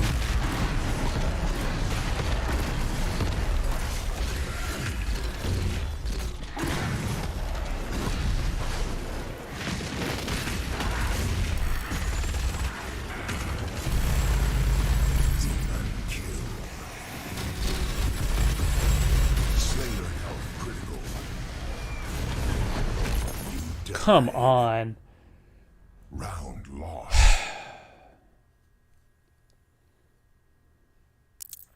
Also tend to prefer physical as well, like putting the disc slash cartridge in a console. I agree with that, yes, and I fully agree with that, to be honest. But to me, also, it just comes down to the fact that, like, and I use this example frequently, so if I've used it before and you've heard it, I apologize, but just to put it out there, like, when you buy a physical copy of a game, you're basically buying, technically, at least for games like prior to the, we'll say like the 360 era, you're buying that game as it existed at the point of manufacture, right? Games nowadays, so what if I buy a game for the Xbox or the PlayStation or the Switch? All the games and shit, and usually they all have like a day one patch and stuff. Like it is a very superficial, it really is just to just have like a piece of plastic. So it's not nearly as what it used to be, right? But you know, you go back to basically the GameCube era or earlier, where you would have basically no network connectivity or very, very, very limited connectivity in like the sense of like PlayStation 2 and not so much the Xbox, but we'll just for the argument say the Xbox. You know, that game was how it was. The developers wanted it to be, you know, warts and all, right? That included any sort of bugs, any sort of glitches, etc. But at least that's how it was, you know. Nowadays, with all the patches and DLC and stuff, you're really just basically buying a physical piece of plastic to install the initial files. So it's not nearly as strong. But my point I'm trying to make is, like, so with the older games, again, GameCube era roughly or earlier, and I use Crazy Taxi as like the constant example, right? The Crazy Taxi had a bunch of licensed music in it, right? And that has long since expired. Okay, so if you and also places to like travel to, right? In Crazy Taxi, you would have like the NPCs where they'd ask you like, "Hey, take me to Kentucky Fried Chicken," or "Take me to Levi's," and stuff like that. Like, all of those licenses have expired for a long, long time ago, right? And so when you buy like a digital copy of Crazy Taxi now, it doesn't have any of that stuff anymore. There's no more KFC, right? Probably for the better, because KFC sucks now. But there's none of that stuff. There's no Offspring music. There's no Lions. There's none of that stuff. So my point is that, you know, with my Dreamcast copy of Crazy Taxi, like, I can go back and play it and, you know, have all that stuff. Now, granted, of course, I'm not going to bust out the Dreamcast if it's in storage, no, but at least I have that as, like, basically the perfect ultimate edition of it. So I don't remember where I got with all this shit, but my point is I always go with physical media.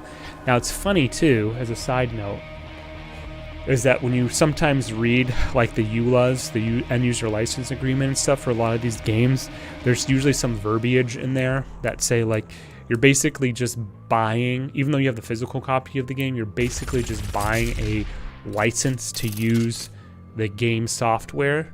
So it is technically, you don't technically own it, but the truth is that, like, obviously, you know, if the license expires or whatever, who's gonna come to your door and be like, hey, Crazy Taxi is now not, you know, your Dreamcast copy of Crazy Taxi is out of license, so you're gonna have to turn that in. It just doesn't happen, right? It literally does not happen. So, ergo, that's why I always go with the physical media. So.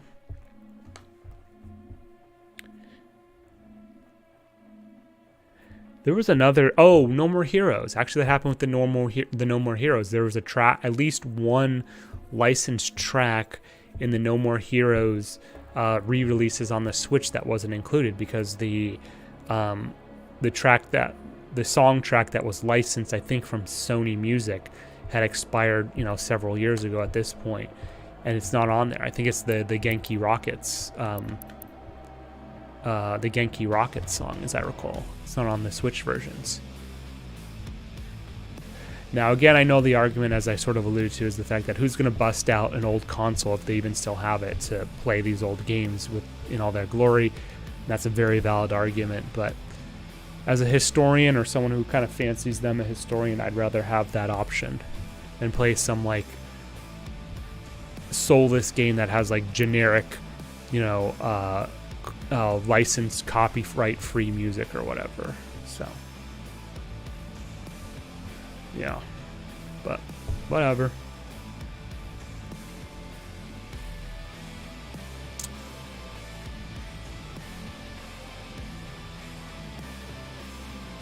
Games like DDR don't have that problem though, because all that music is licensed to like Konami and stuff.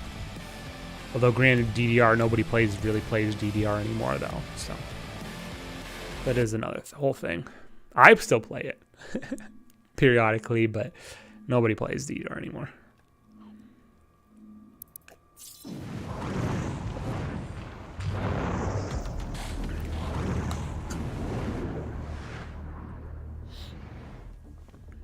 Did I just play with Luke, this guy? Well, if you're gonna play that, then I'm not gonna play my Incubus. You rock the Travis touchdown look. Thank you very much for saying that. Thank you very much for saying that. I have been meaning to go to cons or conventions cosplaying as Travis Touchdown. So thank you very, very much. That really means a lot, Juan. Thank you. I also feel like I could pull off Adam Jensen from Deus Ex Human Revolution. I just have to grow out my facial hair a little bit more. And the problem is like his costume would be a pain to do because since his arms are bionic, I don't know how you would cosplay that, to be honest. But thank you very much. I love Travis Touchdown. He's one of my favorite characters in video games. Moe.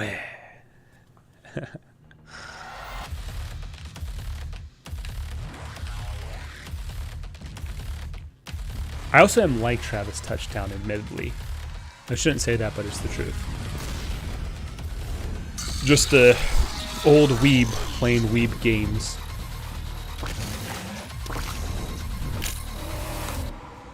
Round one.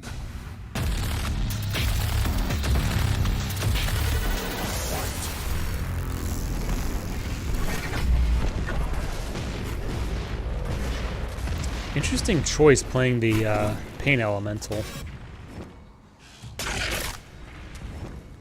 I love the Pain Elemental. The problem is that it's been kind of nerfed over time. Demon killed. And he's dead. Great.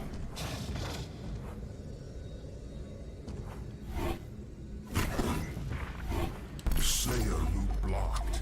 Demon resurrecting soon.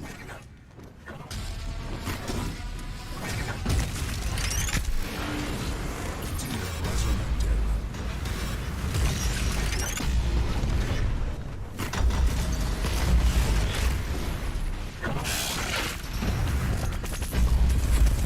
Health critical. You died. Should not be that hard.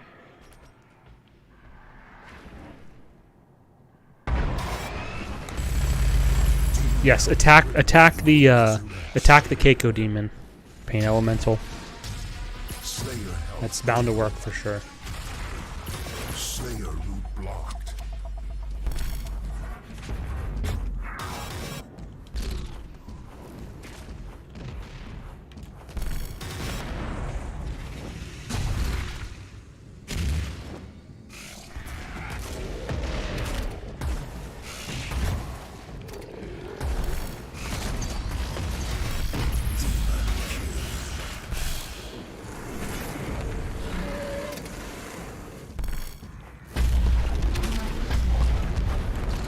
The Slayer doesn't seem to be playing very aggressively though, so I'm not super scared, but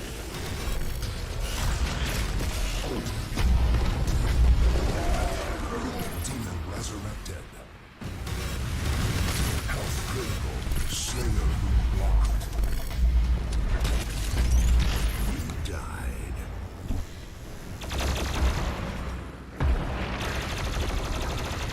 oh, thank you very much, Juan. Yeah, I mean, I mean, I've been playing around with cosplaying as Travis for a very, very long time, and I mean, we're talking like almost basically a decade, if not longer. You know, it's funny too because we live in an era now and have for several years that like,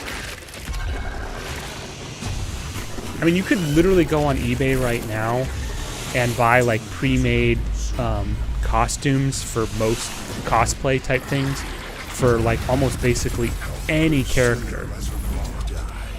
And you know, I look and I think back to like 15, 20 years ago, even 10 years ago, that just wasn't a thing.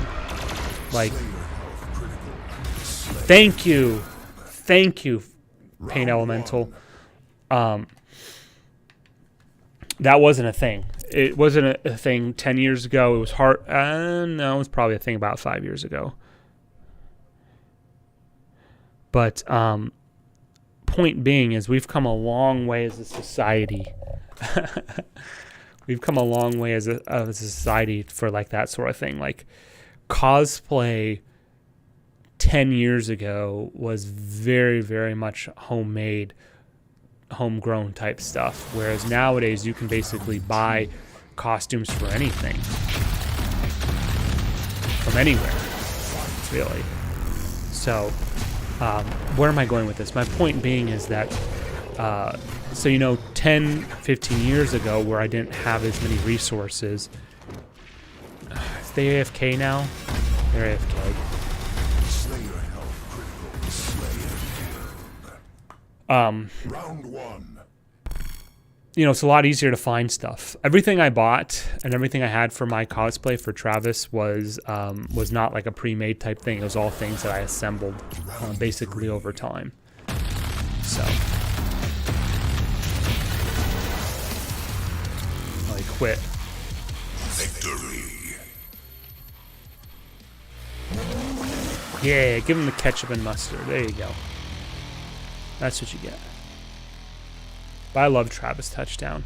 He's one of my favorite characters. Although Suda really did him dirty in No More Heroes 3, in my opinion.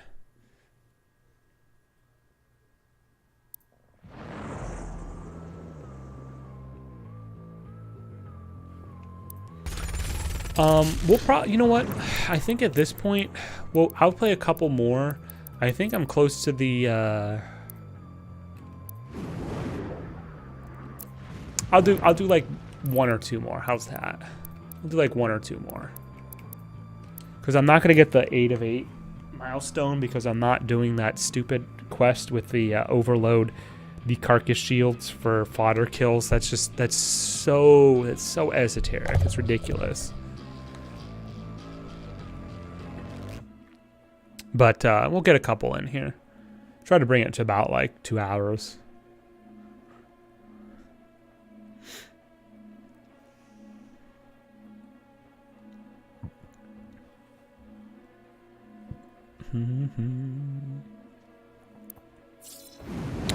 I gotta admit, like, I'm impressed.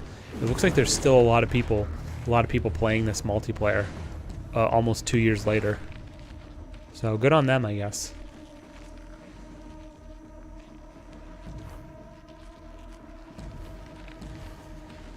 I'm never ready up, by the way. I just don't.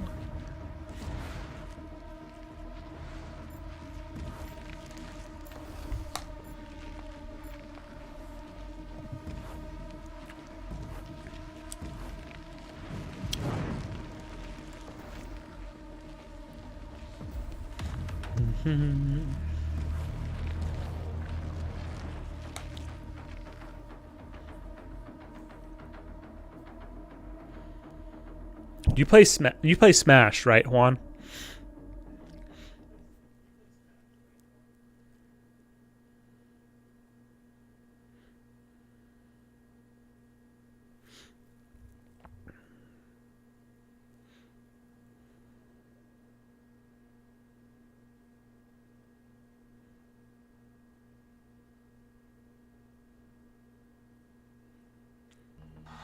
Wait, which map is this?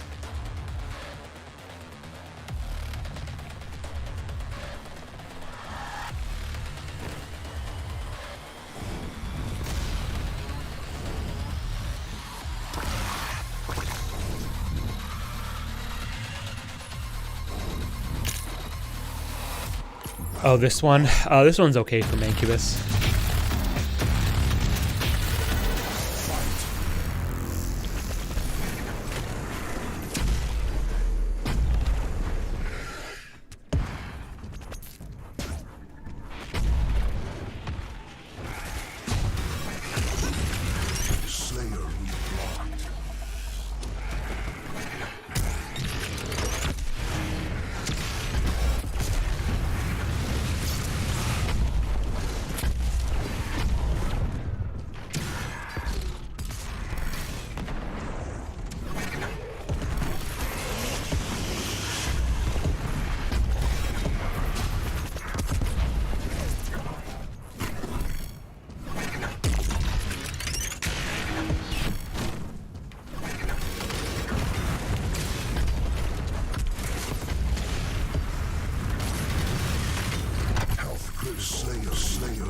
Ah, damn it. We did it at the same time.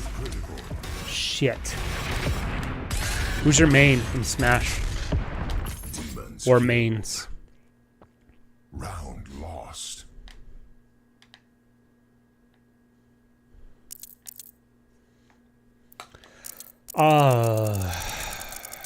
This Slayer's pretty decent. Let's go with Bigger Bar.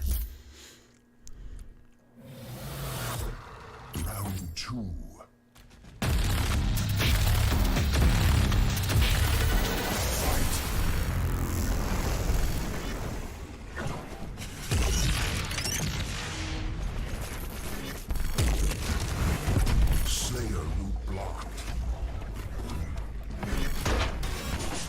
This Slayer knows all my little tricks, my little wiles.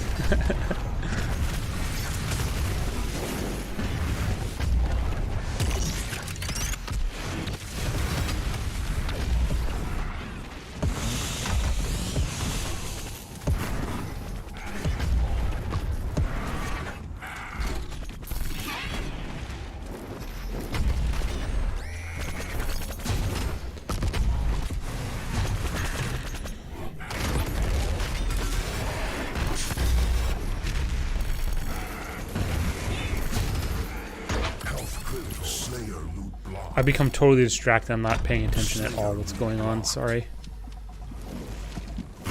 My main shift constant bet I would say Ness. Wow. Okay. Ness. That's a very interesting choice. Wow. Okay. Do you play a lot of online? Or do you play Ness? Or do you play more offline? Because obviously Ness, well, at least as of a couple months ago, Ness and Lucas, to a lesser extent, were popular picks for online. Round 3. And as a follow-up to that, have you played Earthbound or Mother 2?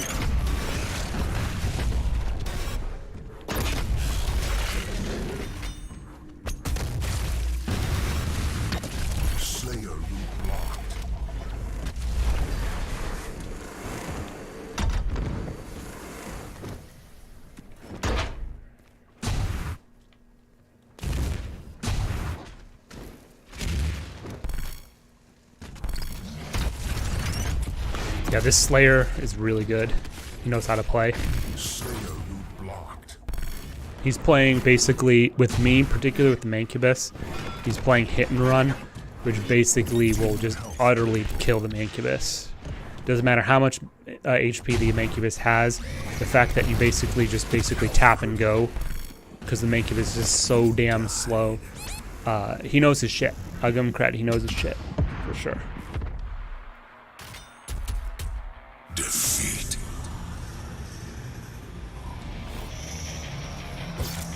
You've actually played all the Mother games? Nice. Holy shit, nice. So Smash Online sucks. All right. That you may disagree, but I'm just going to be honest. Smash Online sucks. Like, it's been said before, but Smash Online sucks because the netcode is just garbage. Unless you're playing with people who are like really close and stuff, it's not good. There's too much lag, there's too much delay, there's too many like meme teams and stuff people play. And like because the fact that there's this whole thing with like the rules that you can influence, right? Like it sucks, right? Unless you do like what is it called? Not tournament mode, but like the thing where there's the battleground, not the battleground, but like the boxing ring or whatever. Like that's okay, but still. So Smash. So what I mean is ultimately say is, so my online mains are different from my offline mains, although there's a little bit of gap between them. I mean, my main basically now has become Pyra and Mithra. I got to Elite Smash with her or them, and then I just sort of stopped playing, to be honest. I'm impressed. How did you play Mother 3? And no, more importantly, how did you get play Mother 1? Hold on a second. I'll be right back. I gotta see if I can get you something. It'll only be like 2.5 minutes. Hold on.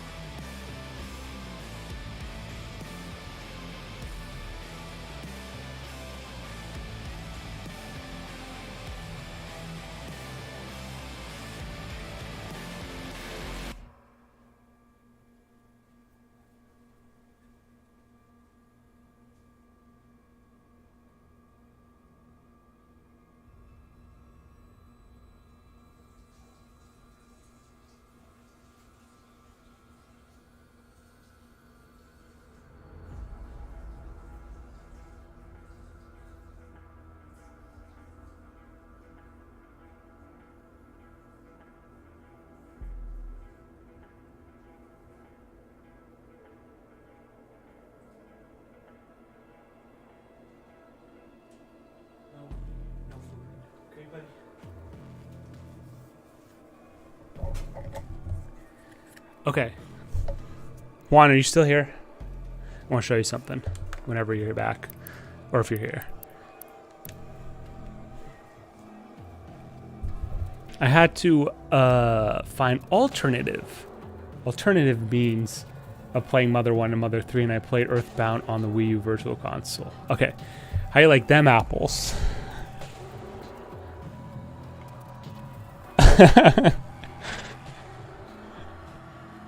Supposedly this is like worth quite a bit because this game is hard to find, I guess.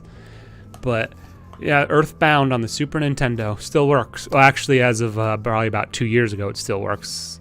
I haven't turned it on since then, but yeah. Yeah. Yes, sir. Yes, sir. If I would have known, it would have been what it's. I think it's still valuable, right?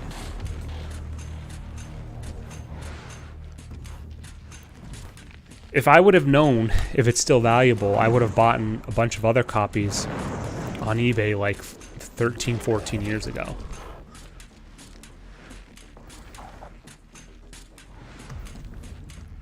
Because they used to go for like 30, 40 bucks on eBay. back in like 2005, 2006. That's so cool. Oh, sweet. You like it. Cool. Hey, that's what I do. I try to aim to please. Yeah. Still has my save data on it too, I think. Unless it's been wiped. They don't have batteries, right? I don't think they have the batteries on it, but yeah, there you go, Earthbound. If I don't stream again, you'll know that some lurker saw that I have this and came and offed me to get this cartridge. So there you go. Yeah. Yeah, the way I organize things is kind of funny because I still have. So that's in my box. The Super Nintendo games I have are in my box that have all of my handheld. That all of the handheld cartridges too as well. So 2005, 2006, back when life mattered. Oh shit, man. Those were kind of tough years actually for me, so I won't agree. But that era was very, very good. Early 2000s. You know, it's funny. I look back and it's like, at the time I thought it sucked, but now I look back, I'm like, take me back, please. So shit. Hey, BrewCrew03, welcome to the stream, my friend. Thank you so much for showing up. Hope you're doing well. There, my Milwaukee friend. You better watch your back. Okay, so of the Mother 3 games, rank them for me. Give me best, middle, and not worst, but whatever. You know what I mean. Rank them for me. I haven't played Mother 1, so I have no frame of reference for that, to be honest. So I won't rank it. That wouldn't be fair. With Ninten, who suspiciously looks like Ness.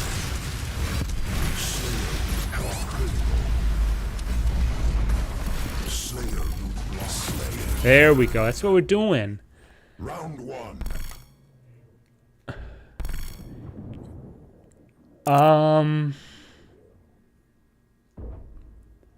No bot 11, I'm thinking. Let's see here. Round 2.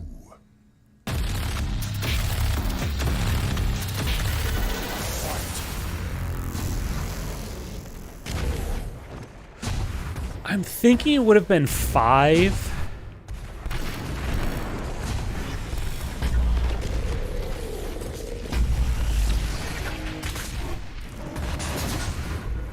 Still thinking. Give me a second. I'm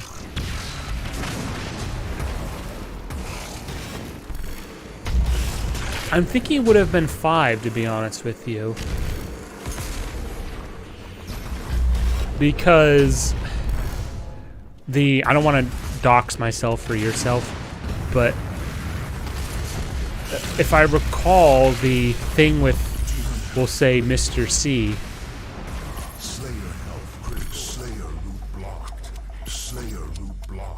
I think that had to have been 5. I think it would have been 5 for sure.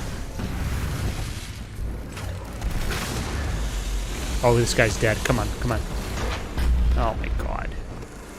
I think it would have been 5, to be honest with you. I think it would have been 5.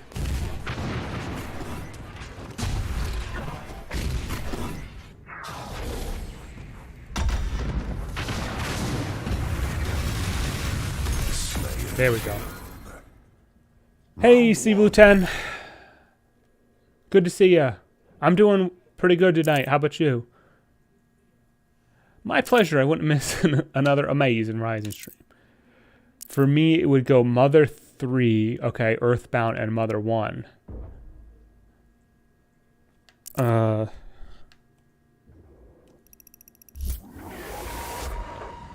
3. Okay. That's not, that basically just means like the games have gotten better over time, which is not surprising. Mother 1 was on NES, wasn't it? Or Famicom? Victory. Spring 2006? Fall 2005. Well, I know that, Nobot, because I remember when back then we're doing the mile times, and there was the group of we'll say women who were like, who would walk the mile instead of actually trying, and they'd be like, why are you even trying? Why are you even trying to run the mile? Aren't you happy with like a 14-minute mile? Like, no. No. Why would you want a 14-minute mile time? That sucks. Why are you even trying? You're trying too hard. No. The point of this class is to get you conditioned for whatever sport you're supposed to go into. So what the fuck are you talking about? Alright. I think... Are we at 4 wins? We're at 4 wins. I'll try to get one more win in, and that'll probably be it for tonight. I can't keep playing this. This shit sucks, to be honest. I'm doing well. Thank you for asking. Sorry I'm late to the amazing show here. It's been a good stream so far. Dude, nobody gives a flying hell about me playing the games. It's all about Nobot 11. It's all about Juan. It's all about Brew Crew. It's all about Sea Blue 10. It's all about you guys. Unironically. But yes, it's been a good, very good stream. It has been an amazing stream.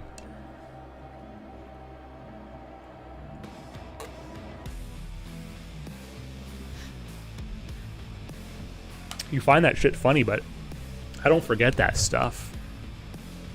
I don't forget that shit at all.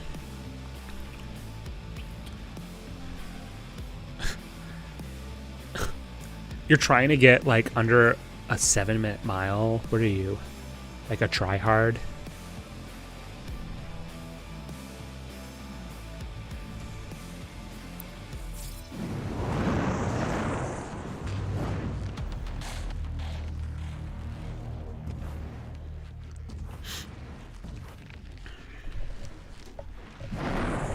You can just walk the mile and get the same grade.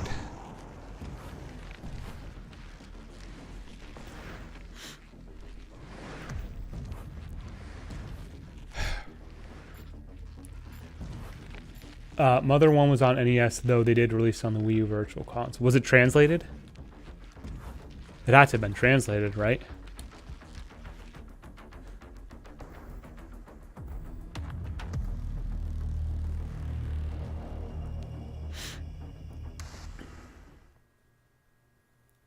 These streams wouldn't be the same without the amazing gameplay.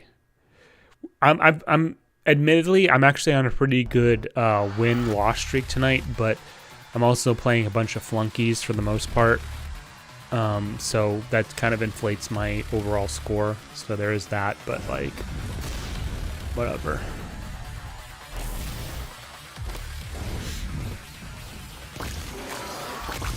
That's the HM Rising special right there.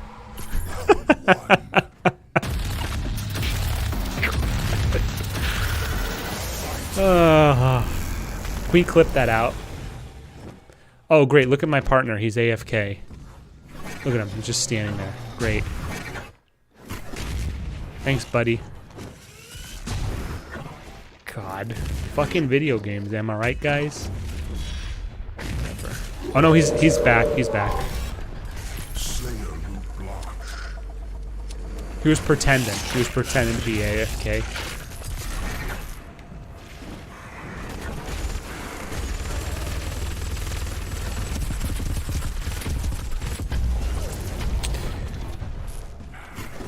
My by the way, Juan, my fondest memory with Earthbound was so I had the cartridge for quite a long time, but I never played it because it never really interested me as a younger person, we'll say. So the very first, no, not the very first time, but one of the first few times that I actually played it, or at least kind of forced myself to play it, obviously it was on the Super Nintendo, and I was living in a place at the time, and this was probably like 2002, 2003, maybe 2004 at the latest. I was playing it in, actually, who cares? I was playing in California, I was living in California at the time, and obviously California is susceptible to earthquakes, and I'd been playing Earthbound for probably about an hour or so, and there just happened to be an earthquake when I was playing it, and the Super Nintendo was on the floor, the ground, as it were, and needless to say, the fact that there was an earthquake and the ground was shaking, the whole game basically froze. And I don't remember how save points were handled in that game, to be honest with you, but I remember basically losing at least like the majority of my progress, and it like completely flustered me. And not the most riveting of stories I know, but that's the one thing I always remember about Earthbound. Like the very first time I played it, I lost basically all of my progress, like when I first started it. How were saves handled in that game?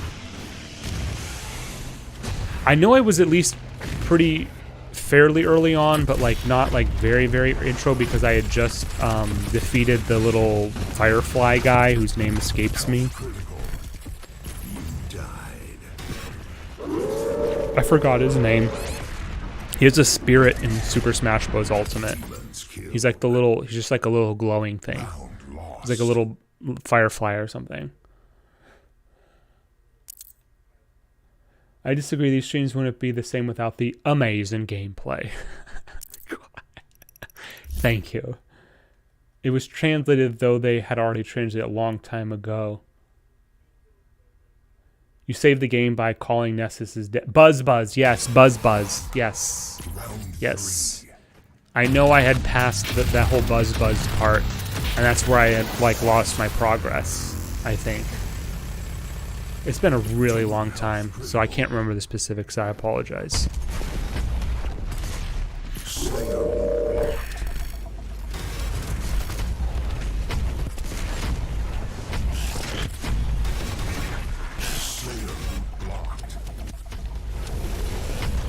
Buzz, that's right. Yeah, Buzz.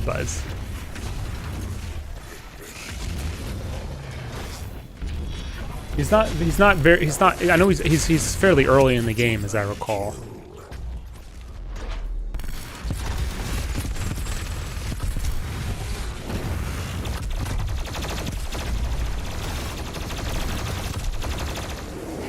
Demon resurrecting soon. Health critical. But I remember that. My Super Nintendo, it's in storage, but I think the bottom part of it has like yellowed now, whereas the top part is still like grayish color.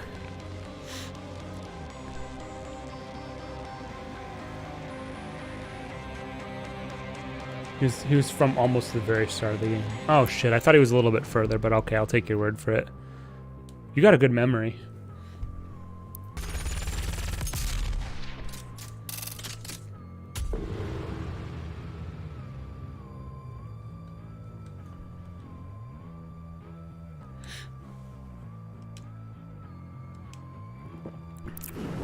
You know, that's one thing I will credit, not one thing, one of the many things I will credit Smash Bros. Ultimate is with.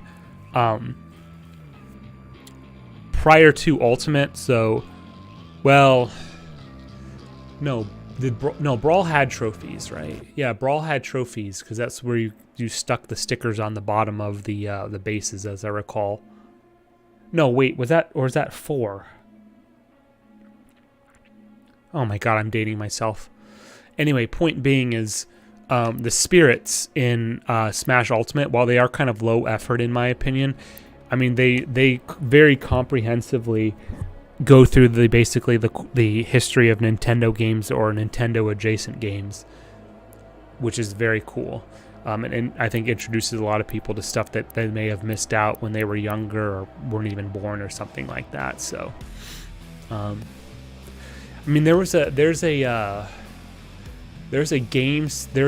on the Wii that has spirits in Smash Ultimate that I had actually never had heard of. That was from a game that's similar to Xenoblade.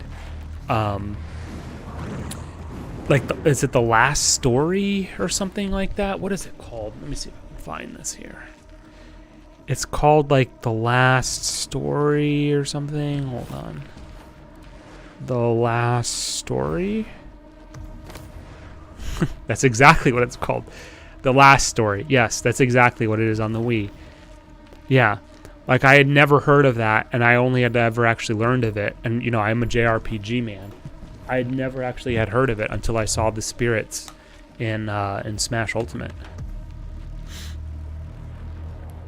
Brawl had the trophies and stickers? Okay, that's what it was, right. Got it, yeah.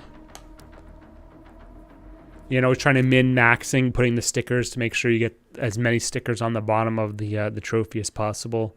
Yeah. Yeah, it was something.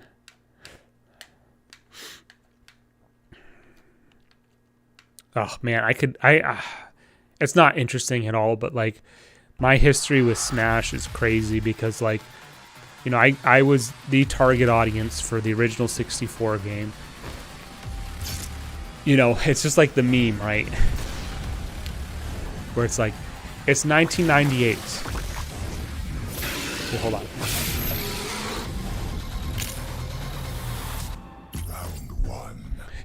It's 1998. You have Smash Bros. 64. Oh shit.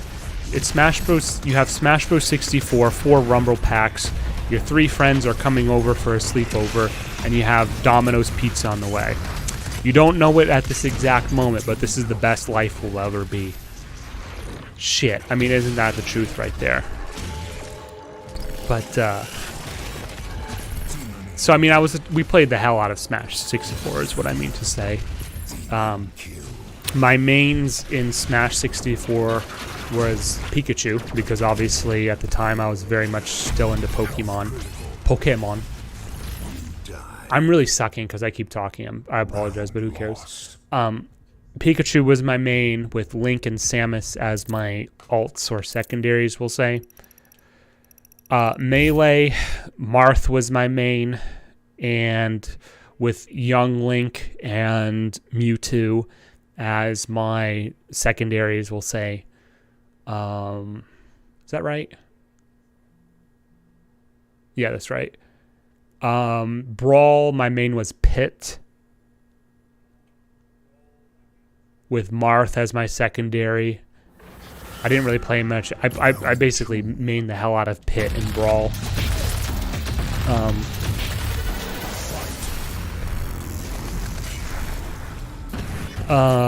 Smash 4, my main was, what's his face? Shulk. With my secondaries being Mewtwo again, and Marth, and sort of Bayonetta, but not really. I mean, Bayonetta was the last DLC character, if I recall correctly. So there wasn't a whole lot to play as her. And then in Smash Ultimate, it originally started with Simon, Ridley, and King K. Rool. If it wasn't obvious, every time there's a new Smash game, I always try to make a newcomer my my main. Simon, Ridley, and King K. Rool.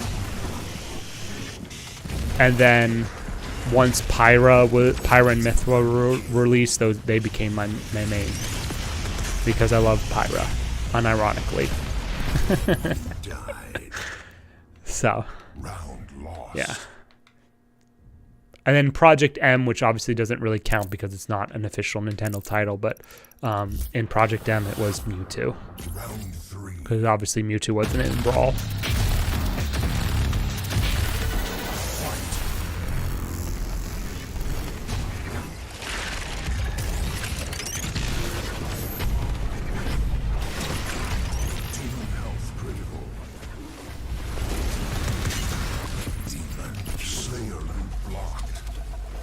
There's a lot of good Slayers tonight, though, to be fair.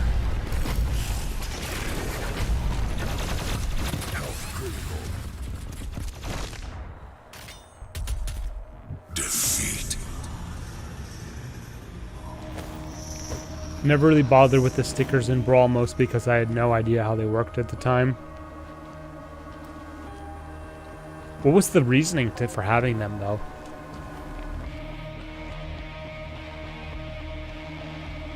Oh, for the boss rushes and shit, right?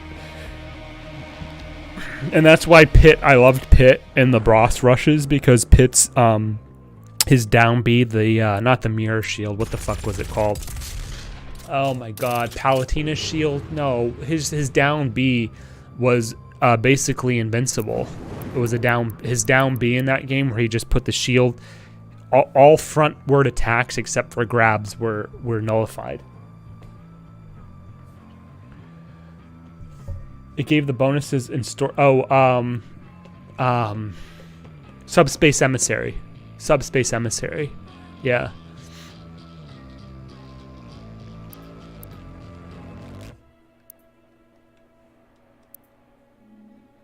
The mirror shield?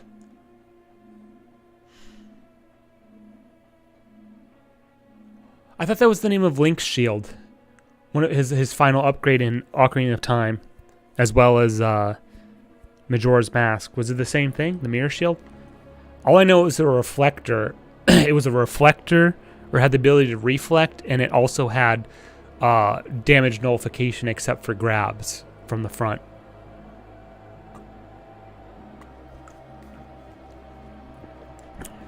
But I just remember using that on Taboo with the, there was some challenge or some bullshit where it was like, basically beat the boss rush mode without dying or without continuing or something like that. And Pit was my boy with his down B because of that shield. And they massacred my poor boy Pit in Smash 4 because they got rid of his side B became the, whatever that item was from Kid Icarus Uprising. Instead of being the hi-ya-ya-ya-ya, it became the heavy arm or whatever the hell it was called in Smash 4.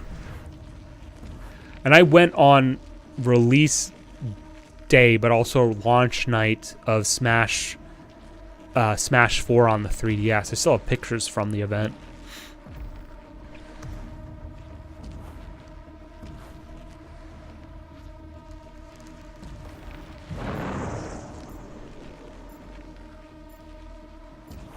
Oh yeah, definitely. Oh, for sure. Yeah, the mirror shield. I mean, the mirror shield you needed. The mirror shield was the whole gimmick in the Spirit Temple, as it was, right?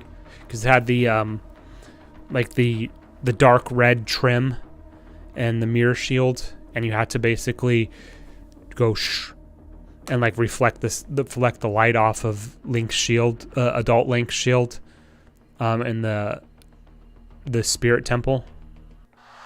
And it was also in Majora's Mask. I remember that for sure because young Link's mirror shield in Majora's Mask, which is one of my all-time favorite games, probably almost assuredly top 5, had the like the face on the shield where it was like, it was very funny. I think that was a similar gimmick too in the Stone Temple, I think it was called, as if I remember correctly. I fucking love Majora's Mask.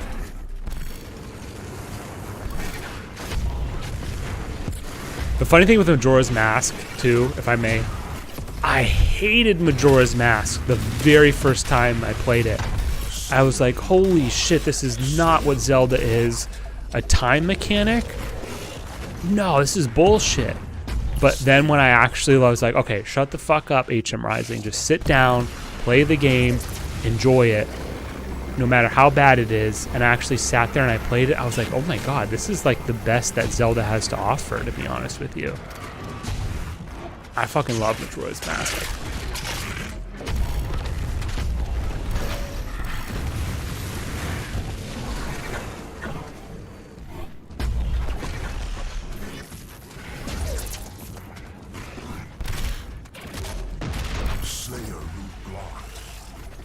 How is this guy still alive? Finally. Round one.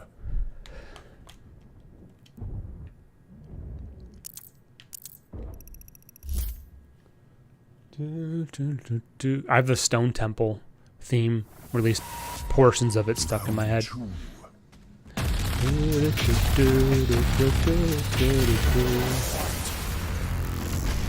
That's another game. If you remember from earlier, I was talking about how I'll have like 3 copies of Bayonetta now.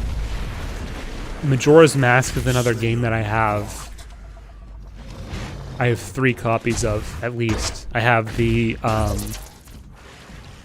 cartridge on the Nintendo 64.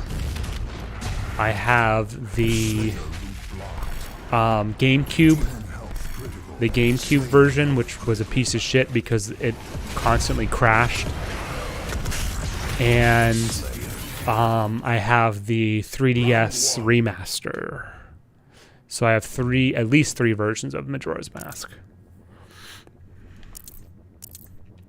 By the way, this is really not like a way to brag. This is just showing you how much of a loser I am of how many games and stuff that I own. Round three.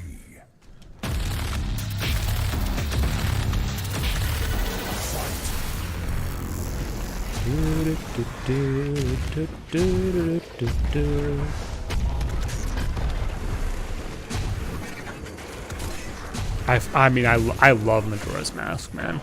That was such a good game.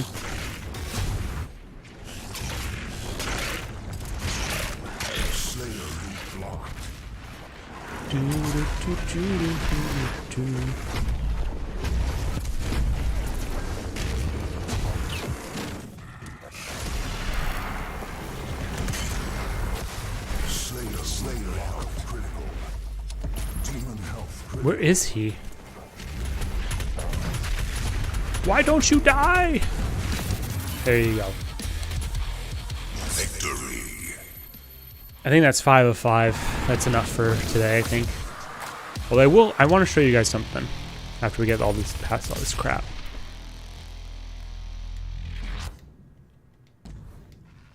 HM Rising, Lord of Fire. Should I stream tonight? I have an early morning tomorrow. What are you going to stream if you do? I think it's to show how much you enjoy that game. Kind of. Or just how much I buy things that I shouldn't buy. Honestly, that's good enough for me. I don't really want to do this oh no my shield shit. That's just too much. That's just too much.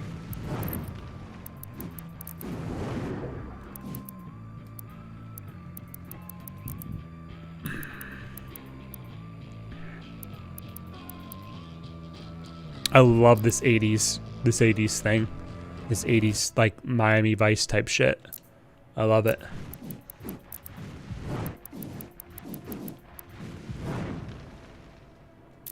It looks like Ava Unit 1, but too bad. I like the gold one.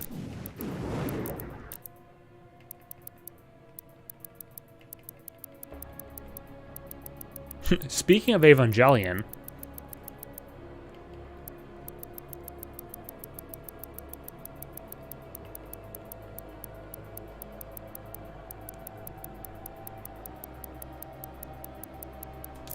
well, where the hell is the new one?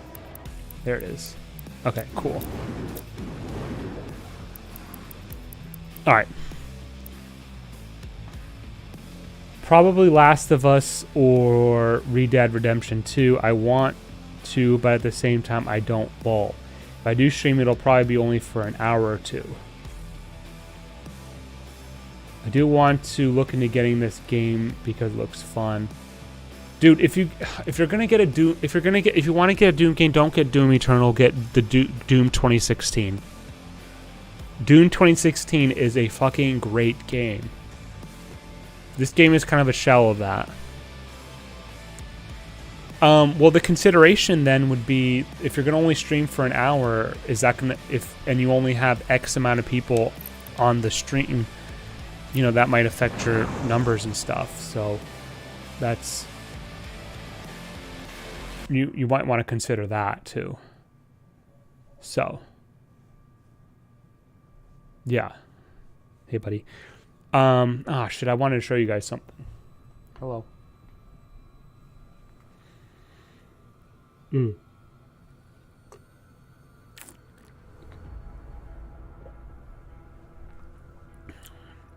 So, by the way, we're done with Doom Eternal. I can't put up with more of this crap. But I want to show you guys because I already have it out because I brought out the Earthbound thing. So, give me a second here. Hold on, buddy. Hold on. Come on. Hold on. It won't take more than a minute. Just give me a second.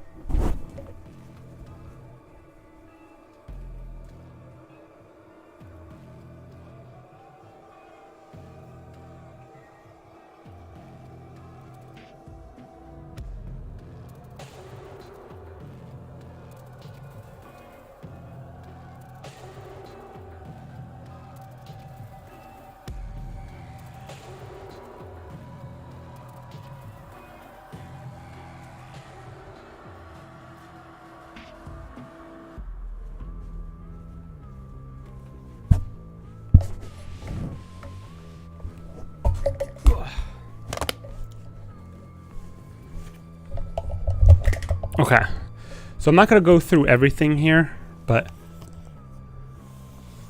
I'm not overly concerned with the numbers. Sadly, I won't be getting to partner, especially not anytime soon. Just a reminder that I still need to watch the last Dave Evangelion movie. It's on Amazon. It was okay. It wasn't great. It was confusing, but it wasn't great. But I'll show you guys this. Oh, shit.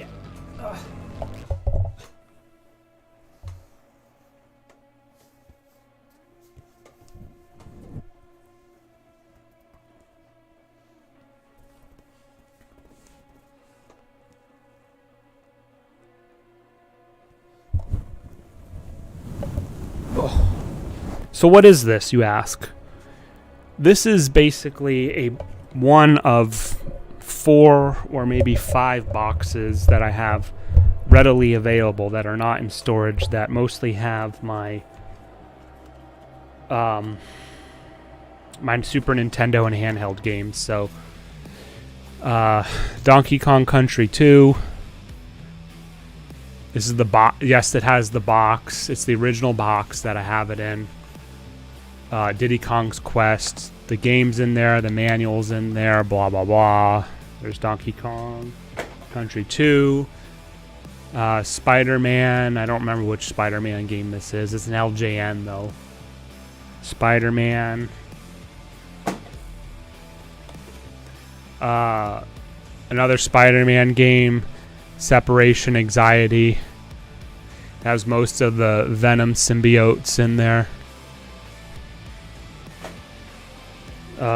Another Spider-Man game, Maximum Carnage. This is a beat 'em up. Cardboard, it's more flimsier than cardboard, to be honest with you. This is more new. Pokemon Silver, Soul Silver, with the Pokewalker accessory.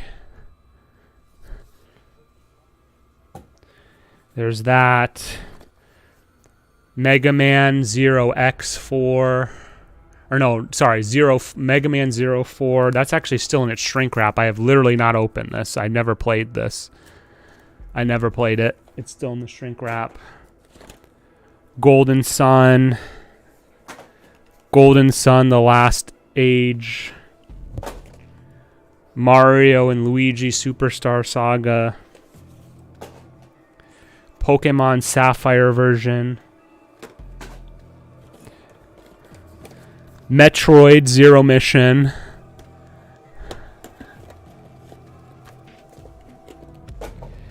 Pokemon Leaf Green version. This is still in the shrink wrap. I never played this either. Mega Man Zero Collection. Feel the Magic. This is one of my all-time favorite games, actually, despite the silliness of it. Feel the Magic. XX or XY/XX. This is one of my all-time favorite games. Super Mario 64 DS. I did not like this game. Mega Man ZX Advent, still in the shrink wrap. Never played this. Golden Sun, Dark Dawn. The Rub Rabbits, another one of my all-time favorite games. Nintendogs, Dachshund and Friends. Pokemon Pearl. Metroid Prime, Pinball. Metroid Prime Hunters. The World Ends With You. I've never played that, actually. Kingdom Hearts Chain of Memories. I fucking hate this game. I hate this game. Pokemon Emerald version. This is a pretty good game. And probably my proverbial rise to fame. Rise. Metroid Fusion. Pretty damn good game. I mean, I could go all day. Wait, The World Ends With You. I have 2 copies of this? Apparently I have 2 copies of The World Ends With You. Look, I'm not going to go through the rest of this shit because this thing is pretty deep and it's actually really organized and I don't want to get into it. I'll just kind of go through some of the other games that I have. What is this? Revolution X. Revolution X. This was a crap game. This was a hand-me-down, though, on the Super Nintendo. It features Aerosmith. Star Fox on the Super Nintendo. This is another one of my all-time favorite games. Super Mario RPG Legend of the 7 Stars.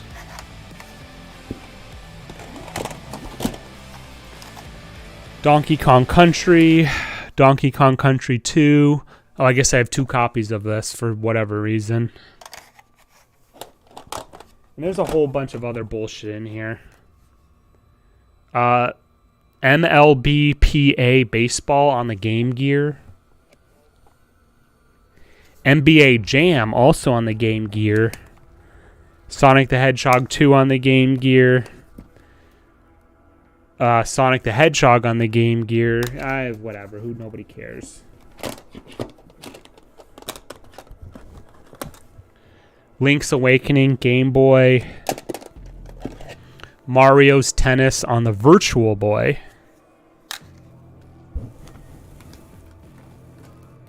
There's so much crap in here. It's insane. And this is only one of 4 or 5 boxes, pathetically. Echo the Dolphin on the Game Gear.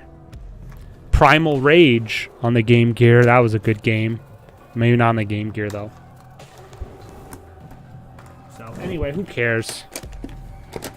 That's just showing you some of the shit that I have. Oh, here's the, here's Smash 64. Pokemon Snap. GoldenEye. Super Mario 64, Ready to Rumble Boxing. Oh, these are kind of cool. Are these still cool? These are original Game & Watches. This one is Turtle Bridge.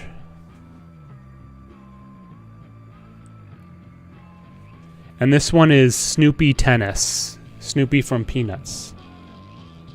And these are originals. These are from 1982. They don't have batteries in them, so I don't know if they actually still work, but Mr. Game & Watch would be proud. I thought I had a third one. Maybe not. These are kind of cool. Are these actually worth anything anymore? The Game & Watches? Oh my god, what is this card? Oh, you know what this is? I bet this is Beast Wars. I bet this is the Beast Wars game. Yep. Beast Wars Transmetals on the Nintendo 64. This was a funny game because this was only available as a rental from Blockbuster. Remember Blockbuster? It was only available as a rental. You could never buy it retail. But obviously once Blockbuster liquidated, the cartridges got out in the wild. And I don't remember how the hell I got this, but the cartridge is yellowed as hell. Probably because of people's grubby little fingers all over it. Compare that color. I don't know if it'll show up. But compare that to my Banjo-Kazooie cartridge, which was the very first Nintendo 64 that I got. I don't know if it shows up on the camera, but Banjo-Kazooie looks like fucking pristine, and Beast Wars looks like it's just gross. You have so much, dude. You don't know how. I have too much. I don't have so much. I have too much. Oh, the main reason I meant to. I was showing you guys this shit. I'm sorry. I'm late. Are you playing a game, or is this just chat? Just chatting right now. Hold on. Let me refresh the screen. I'm sorry. The Legend of Zelda: Ocarina of Time, the original gold cartridge version, and then also the original Majora's Mask controller version, gold version with the like holographic label. It probably doesn't show up on the stream, but they're both gold cartridges. Colored cartridges were kind of a thing back then. Let me find one other, and that's going to be it. There's more. There's a ton of other shit, but I just want to find one other thing. A very specific thing.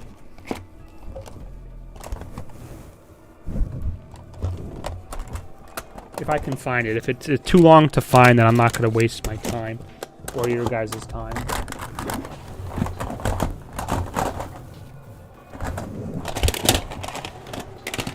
There it is. Oh, wait, two other things. Sorry, I lied.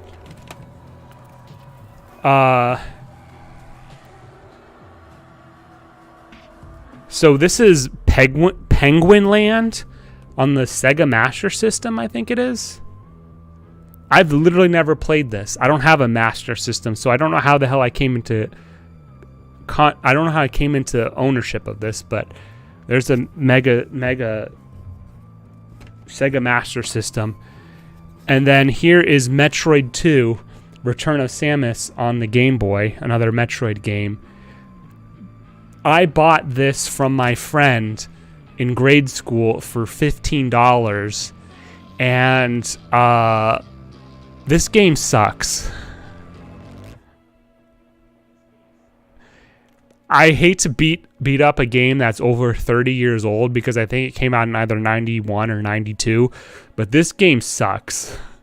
This game is nothing but frustration, a giant labyrinth of a game with no map. Are you fucking kidding me?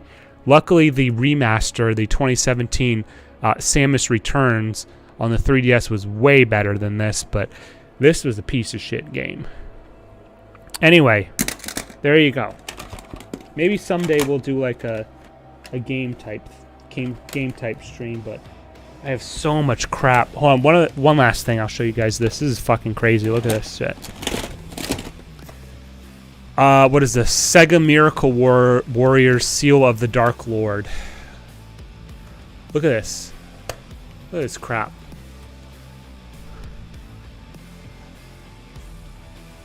Look at this. You don't find this shit anymore. Nobody makes cases for games like this.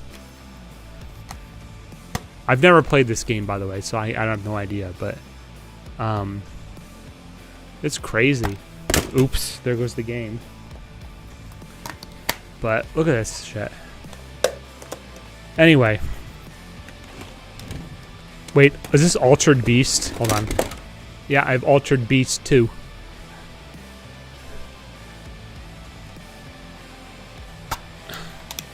Altered Beast. Amazing. Whatever. Man, the cartridges suck, though. They're so boring. Whatever.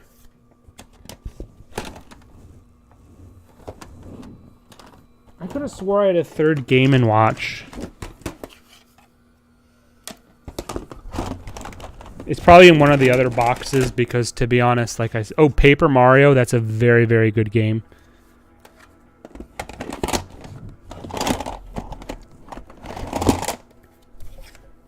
Donkey Kong 64. That was a frustration. Game full of frustration. I have... Oh. This is actually the last thing. Pokemon Pinball on the Game Boy Color, I think it was. It's missing the like the battery cover. So if anybody is selling a battery cover, I will buy it at a high price. I'll buy it at a high price, just to have it completed because because of the pinball game. So it's meant to be like have like vibrations and rumble. But I'm missing the battery cartridge for it.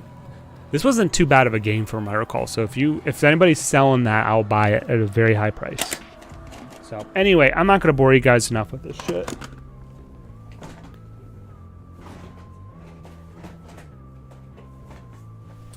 But again, there's what brought me to infamy, Metroid Fusion. Visit my YouTube channel. All right, whatever. Anyway, the sad, pathetic part is I still have like 4 or 5 more boxes of that shit.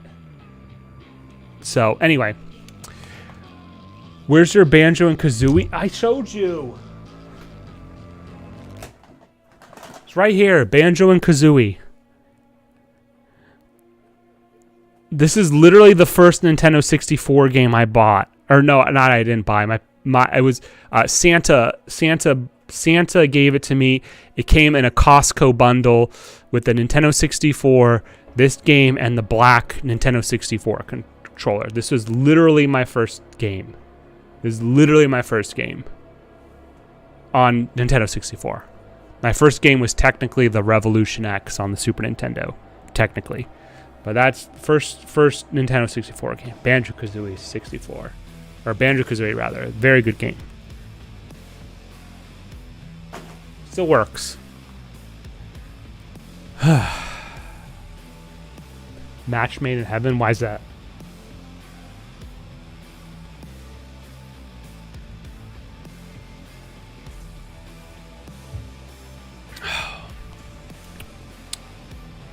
Thank you everybody for kind of indulging me on that. I have so much fucking crap. It's insane. God. And like I said, I still have 3 or 4 other boxes of all this crap. And if you ever want to do some light reading, I still have all the manuals for. If I don't have the boxes, I have the manuals.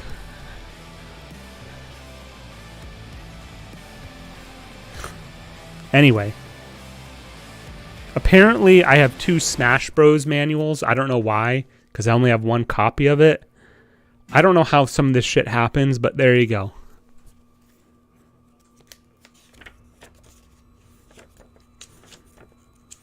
God, it's crazy, some of the shit that I have.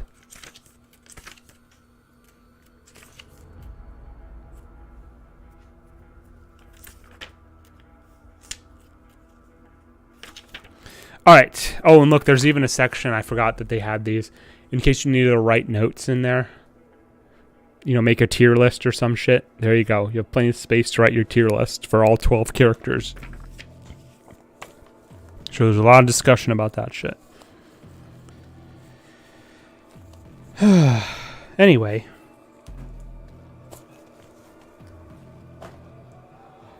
All right.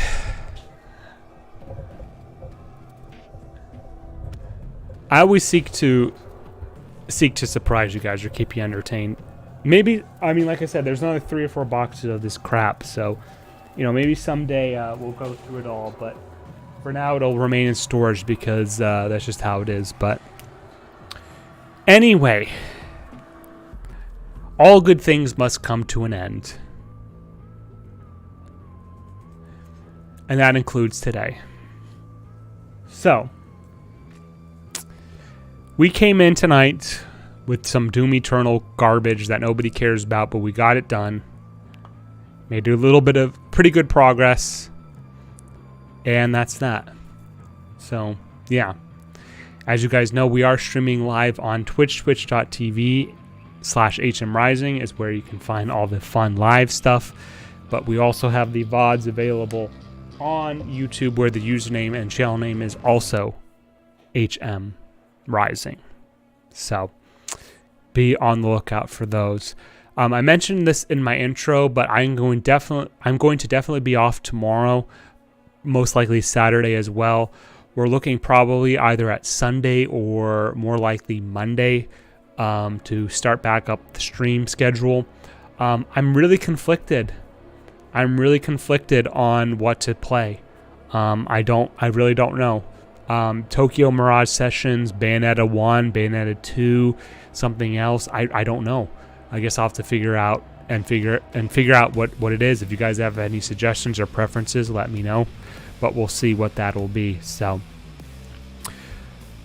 I, of course, want to give some shout outs to some very, very important people over here on Twitch.